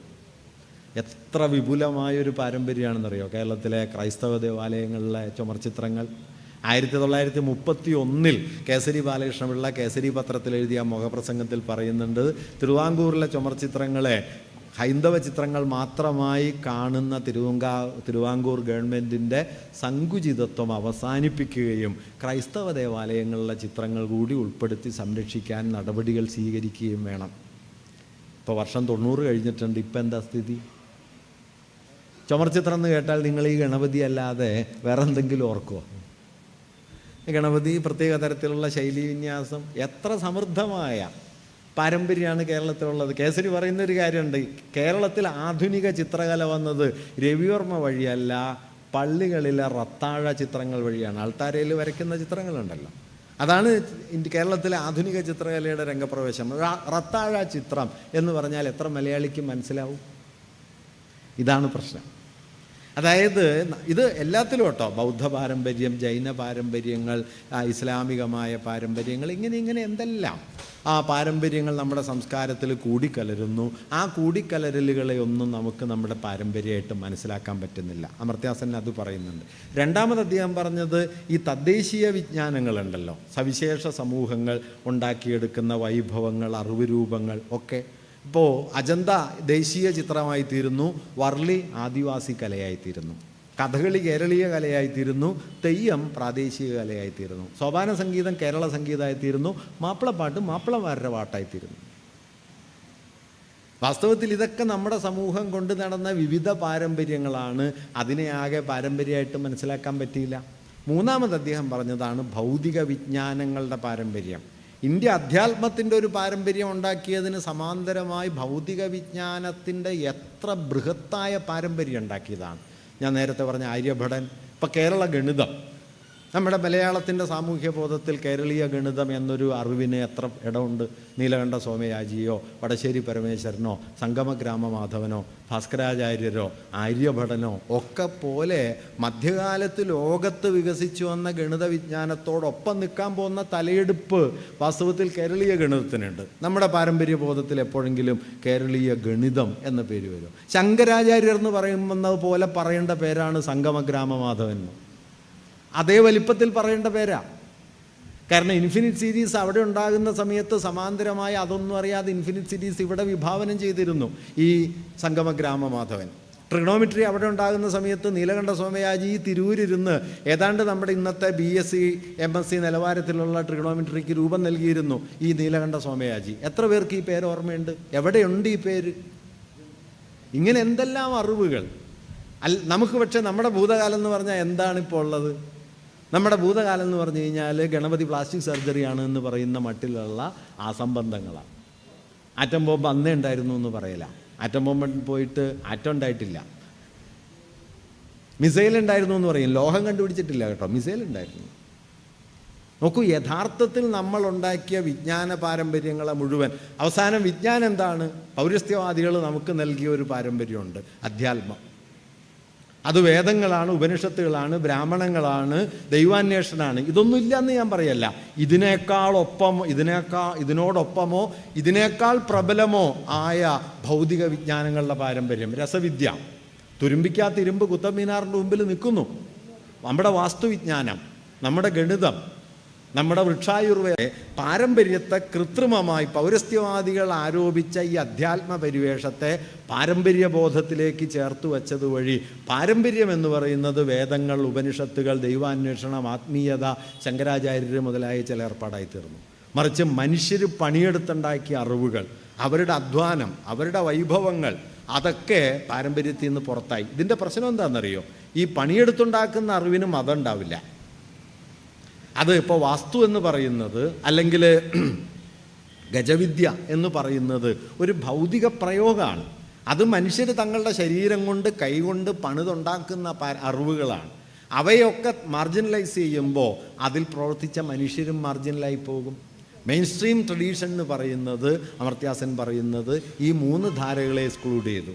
വൈദികേതര മതപാരമ്പര്യങ്ങൾ, തദ്ദേശീയ വിജ്ഞാന പാരമ്പര്യങ്ങൾ, ഭൗതികജ്ഞാന രൂപങ്ങൾ, ഇവയെ ഒഴിവാക്കിക്കൊണ്ട് കൃത്രിമമായ ഒരു മതാത്മക ആധ്യാത്മിക ഭൂതത്തെ ദേശീയ ഭൂതമായിട്ട് നിർമ്മിച്ചെടുത്തു. ആ ദേശീയ ഭൂതമാണ് ഇപ്പോൾ നമ്മെ വിഴുങ്ങുന്നത്. അതുകൊണ്ട് ഈ ഭൂതത്തിനെതിരായ യുദ്ധം, അതുകൊണ്ടാണ് ഞാൻ പറഞ്ഞത് ഹിന്ദുത്വത്തിൻ്റെ രാഷ്ട്രീയ മൂലധനം എന്ന് പറയുന്നത് നമ്മൾ കരുതുന്നത് പോലെ താജ്മഹൽ തേജോ മഹാലയാണെന്നൊന്നും പറയുന്നതല്ല. മറിച്ച് ഈ പറഞ്ഞ പ്രശ്നമാണ്. ഇത് കൃത്രിമമായി ഇന്ത്യക്ക് മേൽ കെട്ടിയുണ്ടാക്കപ്പെട്ട ഇതിൽ പിന്നെ ഒരു സംഗതിയും കൂടി വന്നു. ഈ പൗരസ്ത്യവാദികൾ ഇന്ത്യയുടെ ഭൂതകാലത്തെ ആദർശവൽകൃതമായൊരു സുവർണയുഗമാക്കി മാറ്റുകയും ഈ സുവർണയുഗം എങ്ങനെ ശിഥിലമായി എന്നതിൻ്റെ ഉത്തരമായി അവർ തന്നെ അവരുടെ ക്രൈസ്തവമായ യൂറോപ്യനായ ഇസ്ലാമിക വിരുദ്ധതയുടെ പരിവേഷത്തെ ഇന്ത്യക്ക് മേൽ ആരോപിക്കുകയും ചെയ്തു. അതോടെ ഹൈന്ദവമായ സുവർണ ഭൂതകാലത്തിൻ്റെ തകർച്ചയുടെ കാരണമായി 12ാം നൂറ്റാണ്ട് മുതലുള്ള ഇസ്ലാമിക് ഇൻവേഷൻ എന്ന ഒരു യുക്തിയെ അവരവതരിപ്പിച്ചു. വാസ്തവത്തിൽ കൊളോണിയലിസം രൂപപ്പെടുത്തിയ അടിസ്ഥാന സംജ്ഞകളിലൊന്നാണ് ഇസ്ലാമിക അധിനിവേശം എന്നുള്ളത്. ഇന്നതൊരു സ്വാഭാവിക സംജ്ഞയാവുകയും നമ്മുടെ ചരിത്രധാരണയായി തീരുകയും ചെയ്തു എന്നതാണ് വസ്തുത. ഇങ്ങനെ ഇന്ത്യയുടെ ഭൂതകാലത്തെ മുഴുവൻ മതവൽക്കരിക്കുകയും മതപരമായ ഒരു വിഭാഗീയതയുടെ തലത്തിലേക്ക് അതിനെ മുഴുവൻ കൊണ്ടുവരികയും ചെയ്തുകൊണ്ടാണ് 19ാം നൂറ്റാണ്ടിൽ കൊളോണിയൽ ചരിത്ര വിജ്ഞാനം 2 രൂപങ്ങളിൽ, ഒന്ന് ഇമ്പീരിയലിസ്റ്റിക് ഹിസ്റ്റോറിയോഗ്രാഫി ആയിട്ടും മറ്റൊന്ന് ഓറിയൻ്റലിസ്റ്റുകളുടെ സംഭാവനകളായിട്ടും വികസിച്ച് വന്നത്. ഇതെല്ലാം ആസൂത്രിതമായി ഗൂഢാലോചന നടത്തി ഉണ്ടാക്കിയെന്നൊന്നും ഞാൻ പറയല്ല. പക്ഷെ അന്തിമ ഫലം ഇതായിരുന്നു. അതുകൊണ്ട് ഇന്ത്യൻ ട്രഡീഷൻ്റെ ഒരു സിഗററ്റ് ക്യാരക്ടർ എന്ന് പറയുന്നത് കലർപ്പിൻ്റെ പാരമ്പര്യം. ആ കലർപ്പിൻ്റെ പാരമ്പര്യം പതിയെ പതിയെ തമസ്കരിക്കപ്പെടുകയും ഏകമാനമായ ഒരു ഭൂതകാല മതാവബോധം ശക്തിപ്പെട്ട് വരികയും ചെയ്യുന്നത് നമുക്ക് കാണാൻ പറ്റും. ഈ ഘട്ടത്തിലാണ് 19ാം നൂറ്റാണ്ട് അവസാനവും 20ാം നൂറ്റാണ്ടുമായിട്ട് നമ്മുടെ ദേശീയവാദം വികസിച്ചു വരുന്നത്. ദേശീയവാദ വികാസത്തിൻ്റെ ഘട്ടത്തിലാണ് ദേശീയവാദം അതിൻ്റെ ഒരു ചരിത്രധാരണ ഉണ്ടാക്കുന്നത്. ഈ ചരിത്രം എന്ന ജ്ഞാനവിഷയത്തിൻ്റെ തന്നെ ഒരു അടിസ്ഥാന പ്രശ്നം അതെപ്പോഴും ഒരു രാഷ്ട്രത്തെ മുൻനിർത്തിയാണല്ലോ ഉണ്ടാവുക. ആധുനിക ചരിത്രം എന്ന് പറയുന്നത് രാഷ്ട്രങ്ങളുടെ ചരിത്രമാണ്, ദേശരാഷ്ട്രങ്ങളുടെ ചരിത്രമാണ്. ജർമ്മനിയുടെ ചരിത്രം, ഫ്രാൻസിൻ്റെ ചരിത്രം, ഇന്ത്യയുടെ ചരിത്രം, അങ്ങനെയാണ് ചരിത്രത്തെ കാണുക. വാസ്തവത്തിൽ മനുഷ്യർ ജീവിക്കുന്നത് ജർമ്മനിയും ഫ്രാൻസും ഇംഗ്ലണ്ടും റഷ്യയും ഒന്നും ആയിട്ടല്ല, ഇതിനെല്ലാം ഇടയിൽ കൊണ്ടും കൊടുത്തുമാണ് നമ്മൾ ജീവിക്കുന്നത്. പക്ഷേ ചരിത്രം അങ്ങനെയല്ല അതിനെ കാണുക. അപ്പം ഞാൻ ഉദാഹരണം പറഞ്ഞാൽ, മധ്യകാല ഇന്ത്യ എന്ന് പറയുന്നത് വാസ്തവത്തിൽ നാം ഇന്ന് കാണുന്ന ഇന്ത്യയുടെ ടെറിട്ടോറിയൽ ഫ്രെയിമിനുള്ളിൽ നിലനിന്നതിന് ഒരു അടയാളവും നമുക്കില്ല. ഇപ്പോൾ ചിലരൊക്കെ, ഇപ്പോൾ റിച്ചാർഡ് ബട്ടനെ പോലുള്ള ഒരു ചരിത്രകാരൻ, അദ്ദേഹത്തിൻ്റെ പേര് ഞാൻ വിട്ടുപോയി, അദ്ദേഹം സമീപകാലത്ത് ഞാൻ വായിച്ച വളരെ മനോഹരമായൊരു ഗ്രന്ഥം പേർഷ്യനേറ്റ് കൾച്ചർ എന്ന് പറഞ്ഞിട്ട്, അദ്ദേഹം മുഗൾ കാലഘട്ടത്തിൽ ഇന്ത്യയെക്കുറിച്ച് പഠിക്കുമ്പോൾ അദ്ദേഹം മുമ്പോട്ട് വയ്ക്കുന്ന ഒരു കാഴ്ച എന്താണെന്ന് വെച്ച് കഴിഞ്ഞാൽ, മധ്യേന്ത്യയും ദക്ഷിണേന്ത്യയും തമ്മിലുണ്ടായിരുന്ന ബന്ധത്തേക്കാൾ എത്രയോ പ്രബലവും സജീവവുമായിരുന്നു മധ്യേന്ത്യയും അഫ്ഗാനിസ്ഥാനും ഇറാനും ഒക്കെ ഉൾപ്പെടുന്ന ഭൂപ്രദേശങ്ങൾ ഉൾപ്പെടുന്ന പേർഷ്യൻ സംസ്കാരം. കാരണം പേർഷ്യൻ ഭാഷ വഴി ബന്ധിപ്പിക്കപ്പെട്ട ഒരു സമൂഹമാണ്. മുഗൾ കാലഘട്ടത്തിൽ മുഗൾ സാമ്രാജ്യവും ദക്ഷിണേന്ത്യയും തമ്മിലുള്ള ബന്ധത്തിൻ്റെ 1000 മടങ്ങ് ബന്ധം അഫ്ഗാനിസ്ഥാനും പേർഷ്യയും ഇറാനും ഇറാഖും അടങ്ങുന്ന പ്രദേശങ്ങളുമായി മധ്യേന്ത്യക്കുണ്ട്. പക്ഷേ നമ്മൾ ഈ മധ്യേന്ത്യയുടെ ചരിത്രം ഇപ്പോൾ പഠിക്കുമ്പോൾ നമ്മുടെ ടെറിട്ടോറിയൽ ഫ്രെയിമിൽ നിന്നാണ് പഠിക്കുക. അതുകൊണ്ട് എന്താണെന്ന് വെച്ച് കഴിഞ്ഞാൽ അഫ്ഗാനിസ്ഥാൻ അപ്പുറത്തായി പോവും, നമ്മളിപ്പുറത്തും ആവും.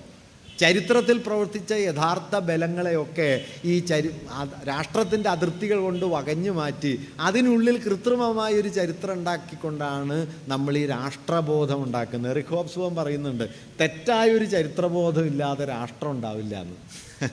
ഹോബ്സ്ബോമിൻ്റെ മനോഹരമായൊരു പ്രസ്താവനയാണ്.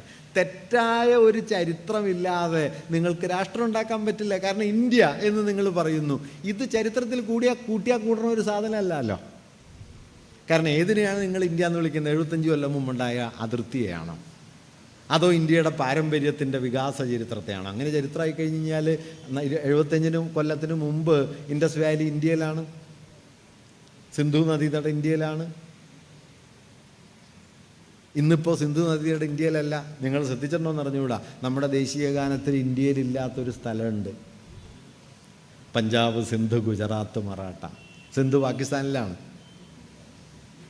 സംഖ്യകൾ വേണ്ടത്ര ശ്രദ്ധിച്ചിട്ടില്ലാത്തൊരു കാര്യമാണ്, അല്ലെങ്കിൽ ദേശീയഗാനം മാറ്റും. പഞ്ചാബ്, സിന്ധു, ഗുജറാത്ത്, മറാഠ.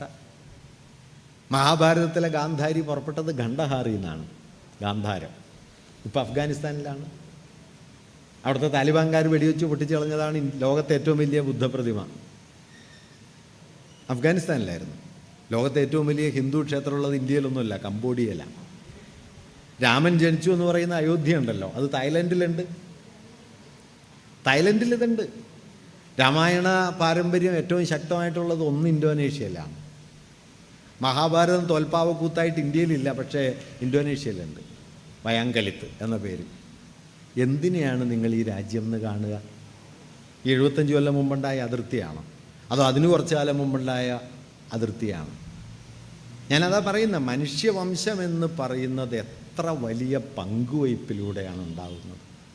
ഈ പങ്കുവയ്പ്പുകളെ ഈ രാഷ്ട്രത്തിൻ്റെ അതിർത്തി കൊണ്ട് നിർവചിക്കാനൊന്നും പറ്റില്ല. അതുകൊണ്ട് ടാഗോറിനെ പോലെ ഒരു വലിയ മനുഷ്യൻ, നമ്മുടെ ഇന്ത്യയുടെ ഒരു വലിയ തകരാറെന്താണെന്ന് വെച്ച് കഴിഞ്ഞാൽ, ഇന്ത്യയുടെ എന്നല്ല ഞാൻ പറയുന്നത്, ടാഗോറിനെ കുറിച്ച് നമുക്കുണ്ടായ ഏറ്റവും വലിയൊരു ദൗർഭാഗ്യം, അദ്ദേഹത്തെ ഒരു വലിയ ദാർശനികനായിട്ടും രാഷ്ട്രീയ ചിന്തകനായിട്ടും മനസ്സിലാക്കാൻ നമുക്ക് കഴിഞ്ഞില്ല. അദ്ദേഹത്തെ ഒരു കവിയായിട്ടും കഥാകൃത്തായിട്ടാണ് നമ്മൾ മനസ്സിലാക്കിയത്. വാസ്തവത്തിൽ ആ കാലത്തെ ഏറ്റവും വലിയ രാഷ്ട്രീയ ചിന്തകന്മാരിൽ ഒരാൾ ടാഗോറാണ്.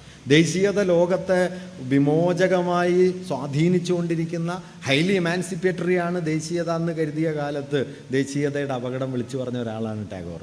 കേരളത്തിൽ അങ്ങനെ വിളിച്ചു പറഞ്ഞ ഒരാളുണ്ട് കേട്ടോ, മൂപ്പർക്കും ഭ്രാന്തായിരുന്നു എന്നാണ് നമ്മൾ പറഞ്ഞത്. കേസരി ബാലകൃഷ്ണപിള്ളയാണ്. കേസരി എഴുതിയൊരു മനോഹരമായ വാക്യമുണ്ട്, ദേശീയമായ മിഥ്യാഭിമാനത്തിൻ്റെ തകരച്ചെണ്ടകൾ ഉയർന്നു കേൾക്കാത്തൊരു കാലത്തിന് വേണ്ടിയിട്ടാണ് ഞാൻ ചരിത്രാന്വേഷണത്തിൽ ഏർപ്പെടുന്നതെന്ന്. മനോഹരമായ വാക്യമാണ്, ദേശീയമായ മിഥ്യാഭിമാനത്തിൻ്റെ തകരച്ചെണ്ട. ടാഗോർ 1920-കളിലൊക്കെ എഴുതി, nationalism is a disease, it is a menace, it is the particular thing which lies under all the problems of India. Patriotism is not my spiritual shelter. ഗംഭീര വാക്യമാണ്. രാജ്യസ്നേഹമൊന്നും എൻ്റെ ആത്മീയ അഭയമല്ല. My refuge is humanity. എൻ്റെ അഭയം മനുഷ്യവംശം. I will not allow patriotism to triumph over humanity as long as I live. മനുഷ്യ സ്നേഹത്തിന് മുകളിൽ രാജ്യസ്നേഹം ഉയർന്നു വരാനായിട്ട് ജീവിക്കുന്നിടത്തോളം കാലം ഞാൻ അനുവദിക്കില്ല എന്ന് പറഞ്ഞൊരു പാരമ്പര്യമുണ്ട്. അത് ഞാൻ പറയുന്നത് അതൊരു വെറുതെ ഒരു ആലങ്കാരിക പ്രസ്താവനയല്ല. കാരണം നിങ്ങളുടെ രാജ്യസ്നേഹം കൊണ്ടോ അതിർത്തി കൊണ്ടോ നിർവചിക്കാവുന്നതോ നിർണയിക്കാവുന്നതോ അല്ല ഈ രാജ്യത്തിൻ്റെ ഭൂതകാലം. അത് അതിർത്തികൾക്കെല്ലാം കുറുകെ പോവുകയും വരികയും കൂടിക്കലരുകയും ഒക്കെ ചെയ്തിട്ടാണ് നിലനിൽക്കുന്നത്. ആ കലർപ്പുകളുടെ ചരിത്രത്തിന് മുകളിലേക്ക് മതപരമായ സംജ്ഞകളെ അടിച്ചേൽപ്പിക്കുകയും മതപരമായി സത്താവൽക്കരിക്കുകയും മതമാണ് ചരിത്രത്തിൻ്റെ രാഷ്ട്രീയ അടിസ്ഥാനമായി തീർന്നത് എന്ന് വാദിച്ചുറപ്പിക്കുകയും ചെയ്യുന്ന പ്രക്രിയയാണ് കൊളോണിയൽ ചരിത്രവിജ്ഞാനം ഒരു ഭാഗത്തുണ്ടാക്കിയത്.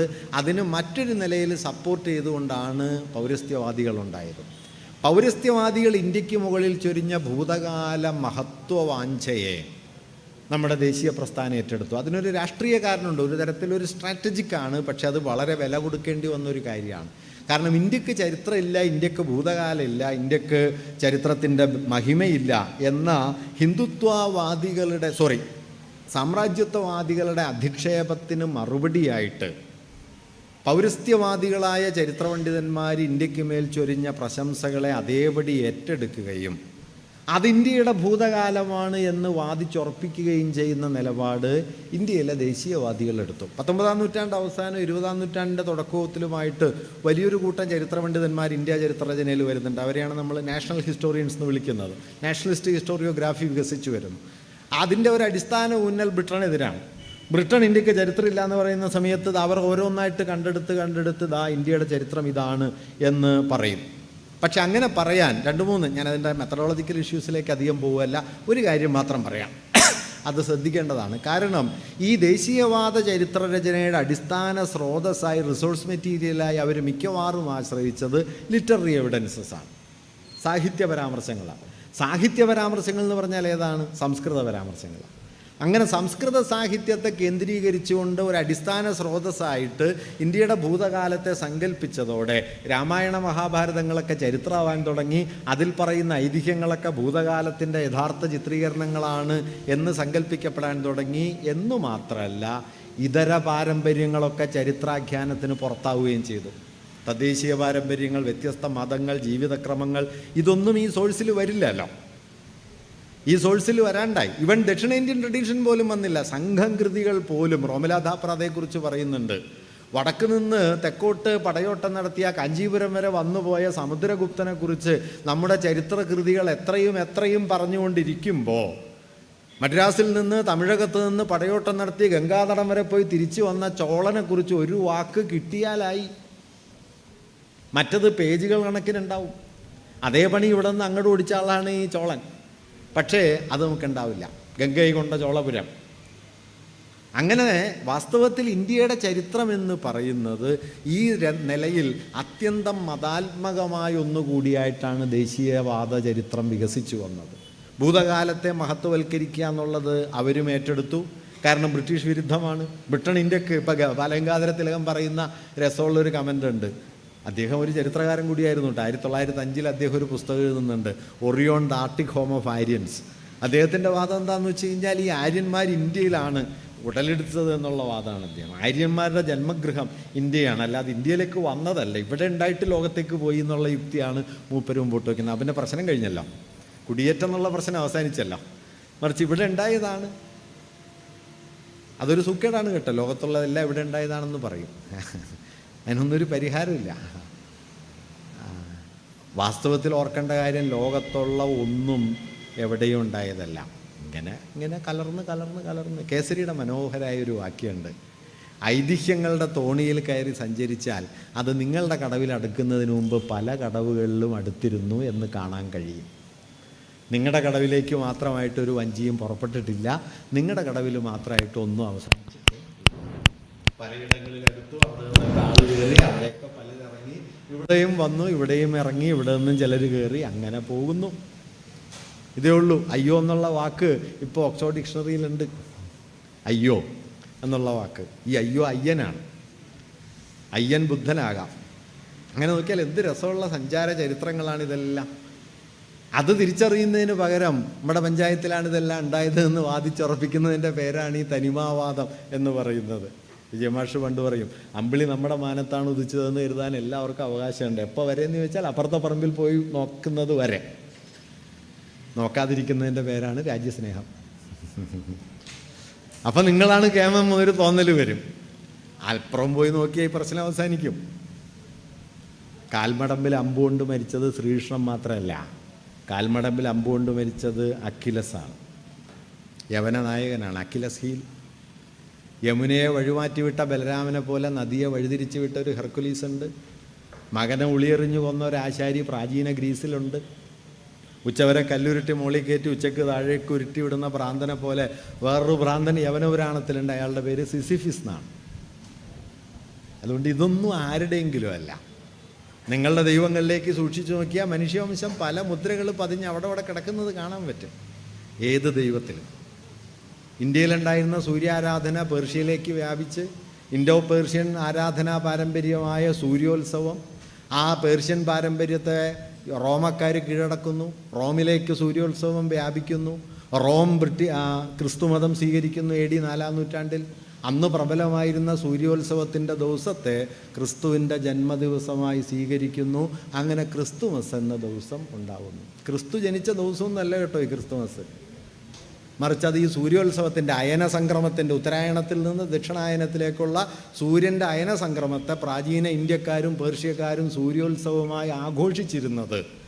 പേർഷ്യൻ പ്രദേശങ്ങൾ റോമിൻ്റെ കീഴിൽ വന്നപ്പോൾ റോമിലേക്ക് ഈ സൂര്യോത്സവം പകരുകയും റോമാ സാമ്രാജ്യം ക്രിസ്തുമതം സ്വീകരിച്ചപ്പോൾ അത് ക്രിസ്തുമതത്തിൻ്റെ ക്രൈസ്തവ ദിനമായി തീരുകയും അത് കറങ്ങിത്തിരിഞ്ഞ് നമ്മുടെ വീട്ടുമുറ്റത്ത് ഡിസംബർ 25-ാം തീയതി ക്രിസ്മസ് ആയിട്ട് വരികയും ചെയ്തു. ഒരു വൃത്തം പൂർത്തിയായി. ഈ പങ്കുവയ്പ്പാണ് മനുഷ്യവംശത്തിൻ്റെ ചരിത്രം. അല്ലാതെ നിങ്ങളുടെ ഉത്സവം നിങ്ങളുടെ മാത്രമാണെന്ന് തെറ്റിദ്ധരിക്കരുത്. നിങ്ങളുടെ ഉത്സവം മനുഷ്യവംശത്തിൻ്റെ ഉത്സവമാണ്. ഏതുത്സവത്തിൽ ഈ പങ്കുവയ്പ്പുണ്ടാകും, ഏത് ഭക്ഷണത്തിലുണ്ടാകും. ഇപ്പോൾ കേരളീയ സദ്യ എന്ന് പറയുന്നു. ഇവിടേക്ക് വന്ന വിഭവങ്ങളൊക്കെ മാറ്റി വെച്ച് നോക്കും, മിക്കവാറും ഇല മാത്രം ബാക്കിയുണ്ടാവും. തമിഴകത്തു നിന്നും വിന്ധ്യ മേഖലയിൽ നിന്നും ചൈനക്കാരിൽ നിന്നും അറബികളിൽ നിന്നും വന്ന വിഭവങ്ങളൊക്കെ നിങ്ങൾ ഒഴിച്ചു നോക്കും. എന്നിട്ട് കേരളീയ സദ്യയിലേക്കൊന്ന് നോക്കിക്കഴിഞ്ഞാൽ പ്രത്യേകിച്ച് ഒന്നും കഴിക്കാൻ പറ്റില്ല, പട്ടിണി കിടന്ന് മരിച്ചു പോകും. പണ്ട് റെയിൽവേയെക്കുറിച്ച് പറയുന്നൊരു ഫലമുണ്ട്. ഒരാൾ റെയിൽവേയിൽ തീവണ്ടിക്ക് തലവെച്ച് മരിക്കാൻ തീരുമാനിച്ചു. രാത്രി പോയി കിടന്നു. പിന്നെ അയാൾ പട്ടിണി കിടന്ന് മരിച്ചുപോയി എന്നാണ്, വണ്ടി വന്നില്ല എന്നതുപോലെ. അതുകൊണ്ട് ഈ തനിമ എന്നൊക്കെ പറയുന്നത് വാസ്തവത്തിൽ മനുഷ്യവംശത്തിൻ്റെ ചരിത്രത്തിൽ ഒരർത്ഥവുമില്ലാത്ത ഒരു കാര്യമാണ്. പക്ഷേ ചില ഘട്ടങ്ങളിൽ മനുഷ്യരങ്ങനെ തങ്ങളുടെ ഭൂതകാലത്തെ വീണ്ടെടുക്കാൻ ശ്രമിക്കും. കാരണം ഒരു റെസിസ്റ്റൻസിൻ്റെ ഭാഗമായിട്ടോ തങ്ങളെ തന്നെ ഒന്നുറപ്പിച്ച് നിർത്താനോ തങ്ങളുടെ തന്നെ ബലത്തെ ഒന്ന് സ്ഥാപിച്ചെടുക്കാനോ ഒക്കെ ചെയ്യും. ഇപ്പോൾ ഷെയ്ഖ് സൈനുദ്ദീൻ 16-ാം നൂറ്റാണ്ടിൽ ഇവിടെ തുഹ്ഫത്തുൽ മുജാഹിദീൻ എഴുതുന്നു. പോർച്ചുഗീസുകാർ വരികയും മുസ്ലിം ഐഡൻറ്റിറ്റി വലിയ തോതിൽ ചലഞ്ച് ചെയ്യപ്പെടുകയും ചെയ്യുമ്പോൾ തങ്ങളുടെ സ്വത്വത്തെ ഒന്ന് ശക്തിപ്പെടുത്താൻ വേണ്ടിയിട്ടൊരു ടെക്സ്റ്റ് ഉണ്ടാക്കുന്നു. അങ്ങനെ ഭൂതകാലത്തെ മഹത്വവൽക്കരിക്കാനൊക്കെ ചില ഘട്ടങ്ങളിൽ ശ്രമമുണ്ടാകും. അതിന് ചില ന്യായങ്ങളും ഒക്കെ ഉണ്ടാവും. പക്ഷെ അതിനപ്പുറം അതിൽ സത്യമുണ്ടെന്നും അതാണ് അന്തിമ സത്യമെന്നൊന്നും പറയരുത്. സത്യം ഭൂതകാലത്തെ സംബന്ധിച്ച് ഉറപ്പിച്ച് പറയാവുന്ന ഒരു സത്യമേ ഉള്ളൂ. അത് ഭൂതകാലം എന്നതൊരു കലർപ്പിൻ്റെ പേരാണ് എന്നാണ്. ഒരു പങ്കുവയ്പ്പാണ്, ഒരു കൂടിക്കലറിലാണ്. അത് വാക്കാവട്ടെ, ഭക്ഷണമാകട്ടെ, വസ്ത്രമാകട്ടെ, ഭാഷയാകട്ടെ, വിചാരക്രമങ്ങളാവട്ടെ, ദൈവമാകട്ടെ, ഇതൊക്കെ പങ്കുവയ്പ്പാണ്. ഈ പങ്കുവയ്പ്പിനെ തകർക്കലാണ് വാസ്തവത്തിൽ മതരാഷ്ട്രവാദം പൊതുവിൽ ചെയ്യുന്നത്. കാരണം എല്ലാ മതരാഷ്ട്രവാദങ്ങൾക്കുള്ള ഒരടിസ്ഥാന സ്വഭാവം എന്താണെന്ന് വെച്ചാൽ ഞങ്ങളുടെ ഉള്ളിൽ ഒരു കൂട്ടുകലർപ്പില്ല എന്ന് പറയലാണ്. ഞങ്ങൾ സമ്പൂർണ്ണ ശുദ്ധരാണ്, നിങ്ങൾ അശുദ്ധരാണ് എന്ന് പറയലാണ് എല്ലാത്തിലും. ഇത് ദേശീയവാദ ചരിത്രത്തിലും വന്നു. ഞാനതിൻ്റെ ധാരാളം വിശദാംശങ്ങളുണ്ട്, ഞാൻ പറയുന്നില്ല. സംഭവിച്ചത് എന്താണെന്ന് വെച്ച് കഴിഞ്ഞാൽ ഈ കൊളോണിയൽ ഹിസ്റ്റോറിയോഗ്രാഫിയും ഓറിയൻ്റലിസ്റ്റ് ഹിസ്റ്റോറിയോഗ്രാഫിയും ചേർന്ന് രൂപപ്പെടുത്തിയ പാരമ്പര്യബോധത്തെ സ്വാംശീകരിച്ച് ഇന്ത്യയുടെ ഭൂതകാലത്തെ അങ്ങനെ ഒരു പരിവേഷത്തിനുള്ളിൽ അവതരിപ്പിച്ചുകൊണ്ട് മഹത്വപൂർണമായ ഒരു ഭൂതകാലം, സുവർണയുഗം ഇന്ത്യക്കുണ്ടായിരുന്നു.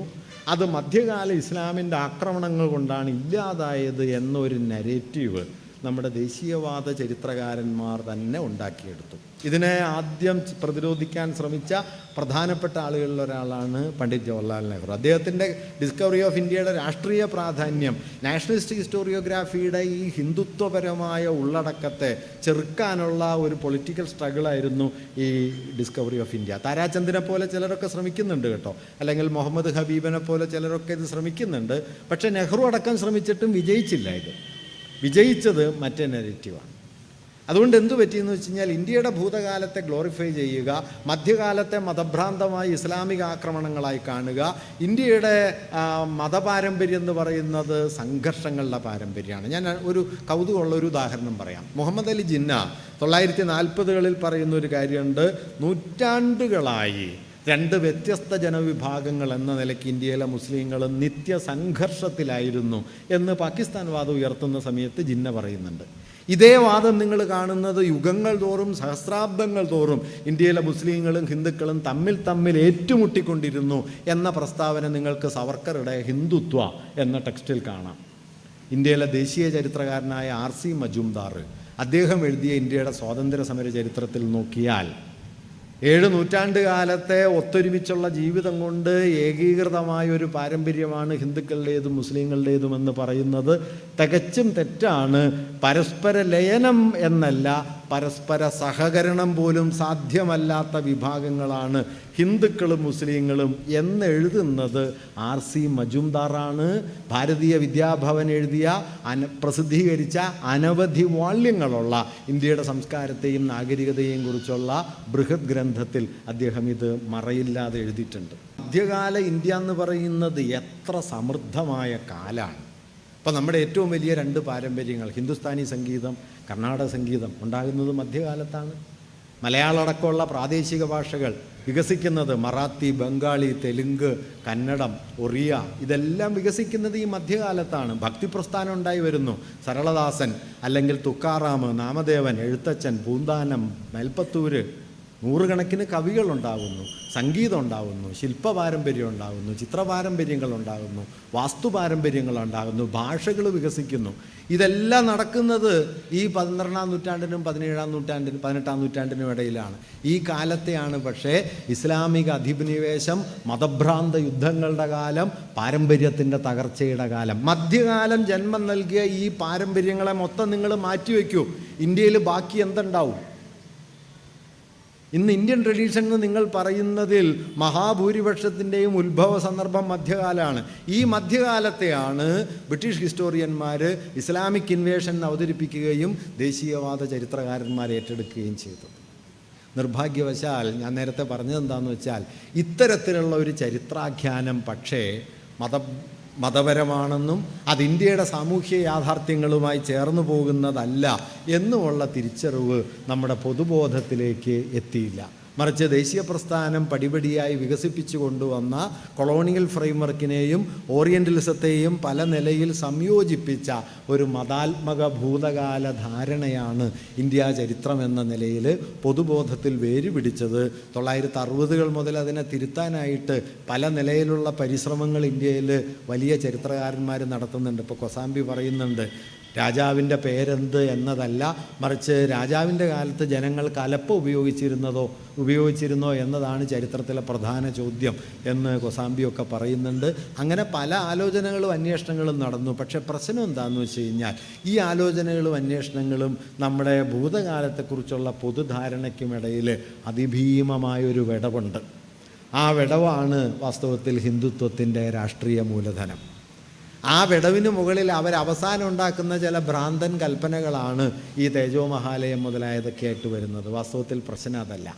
പ്രശ്നം ഞാൻ നേരത്തെ പറഞ്ഞതുപോലെ ഇന്ത്യൻ ഭൂതകാലത്തിൻ്റെ മിശ്ര സ്വഭാവത്തെ, അതിലെ പങ്കുവയ്പ്പുകളെ, കലർപ്പുകളെ, വ്യത്യസ്ത ധാരകളുടെ രൂപപ്പെടലിനെ, അതിനെ എങ്ങനെയാണ് കൊളോണിയലിസം അട്ടിമറിച്ചത് എന്നതിനെ ഒക്കെ തിരിച്ചറിയാൻ കഴിഞ്ഞാൽ മാത്രമാണ് വാസ്തവത്തിൽ ഹിന്ദുത്വത്തിൻ്റെ ചരിത്രാപനിർമ്മിതിക്കെതിരെ നമുക്ക് ഒരു യഥാർത്ഥ സമരമുഖം തുറക്കാൻ കഴിയും. ഒരു കാര്യം കൂടി പറഞ്ഞ് ഞാൻ അവസാനിപ്പിക്കാം.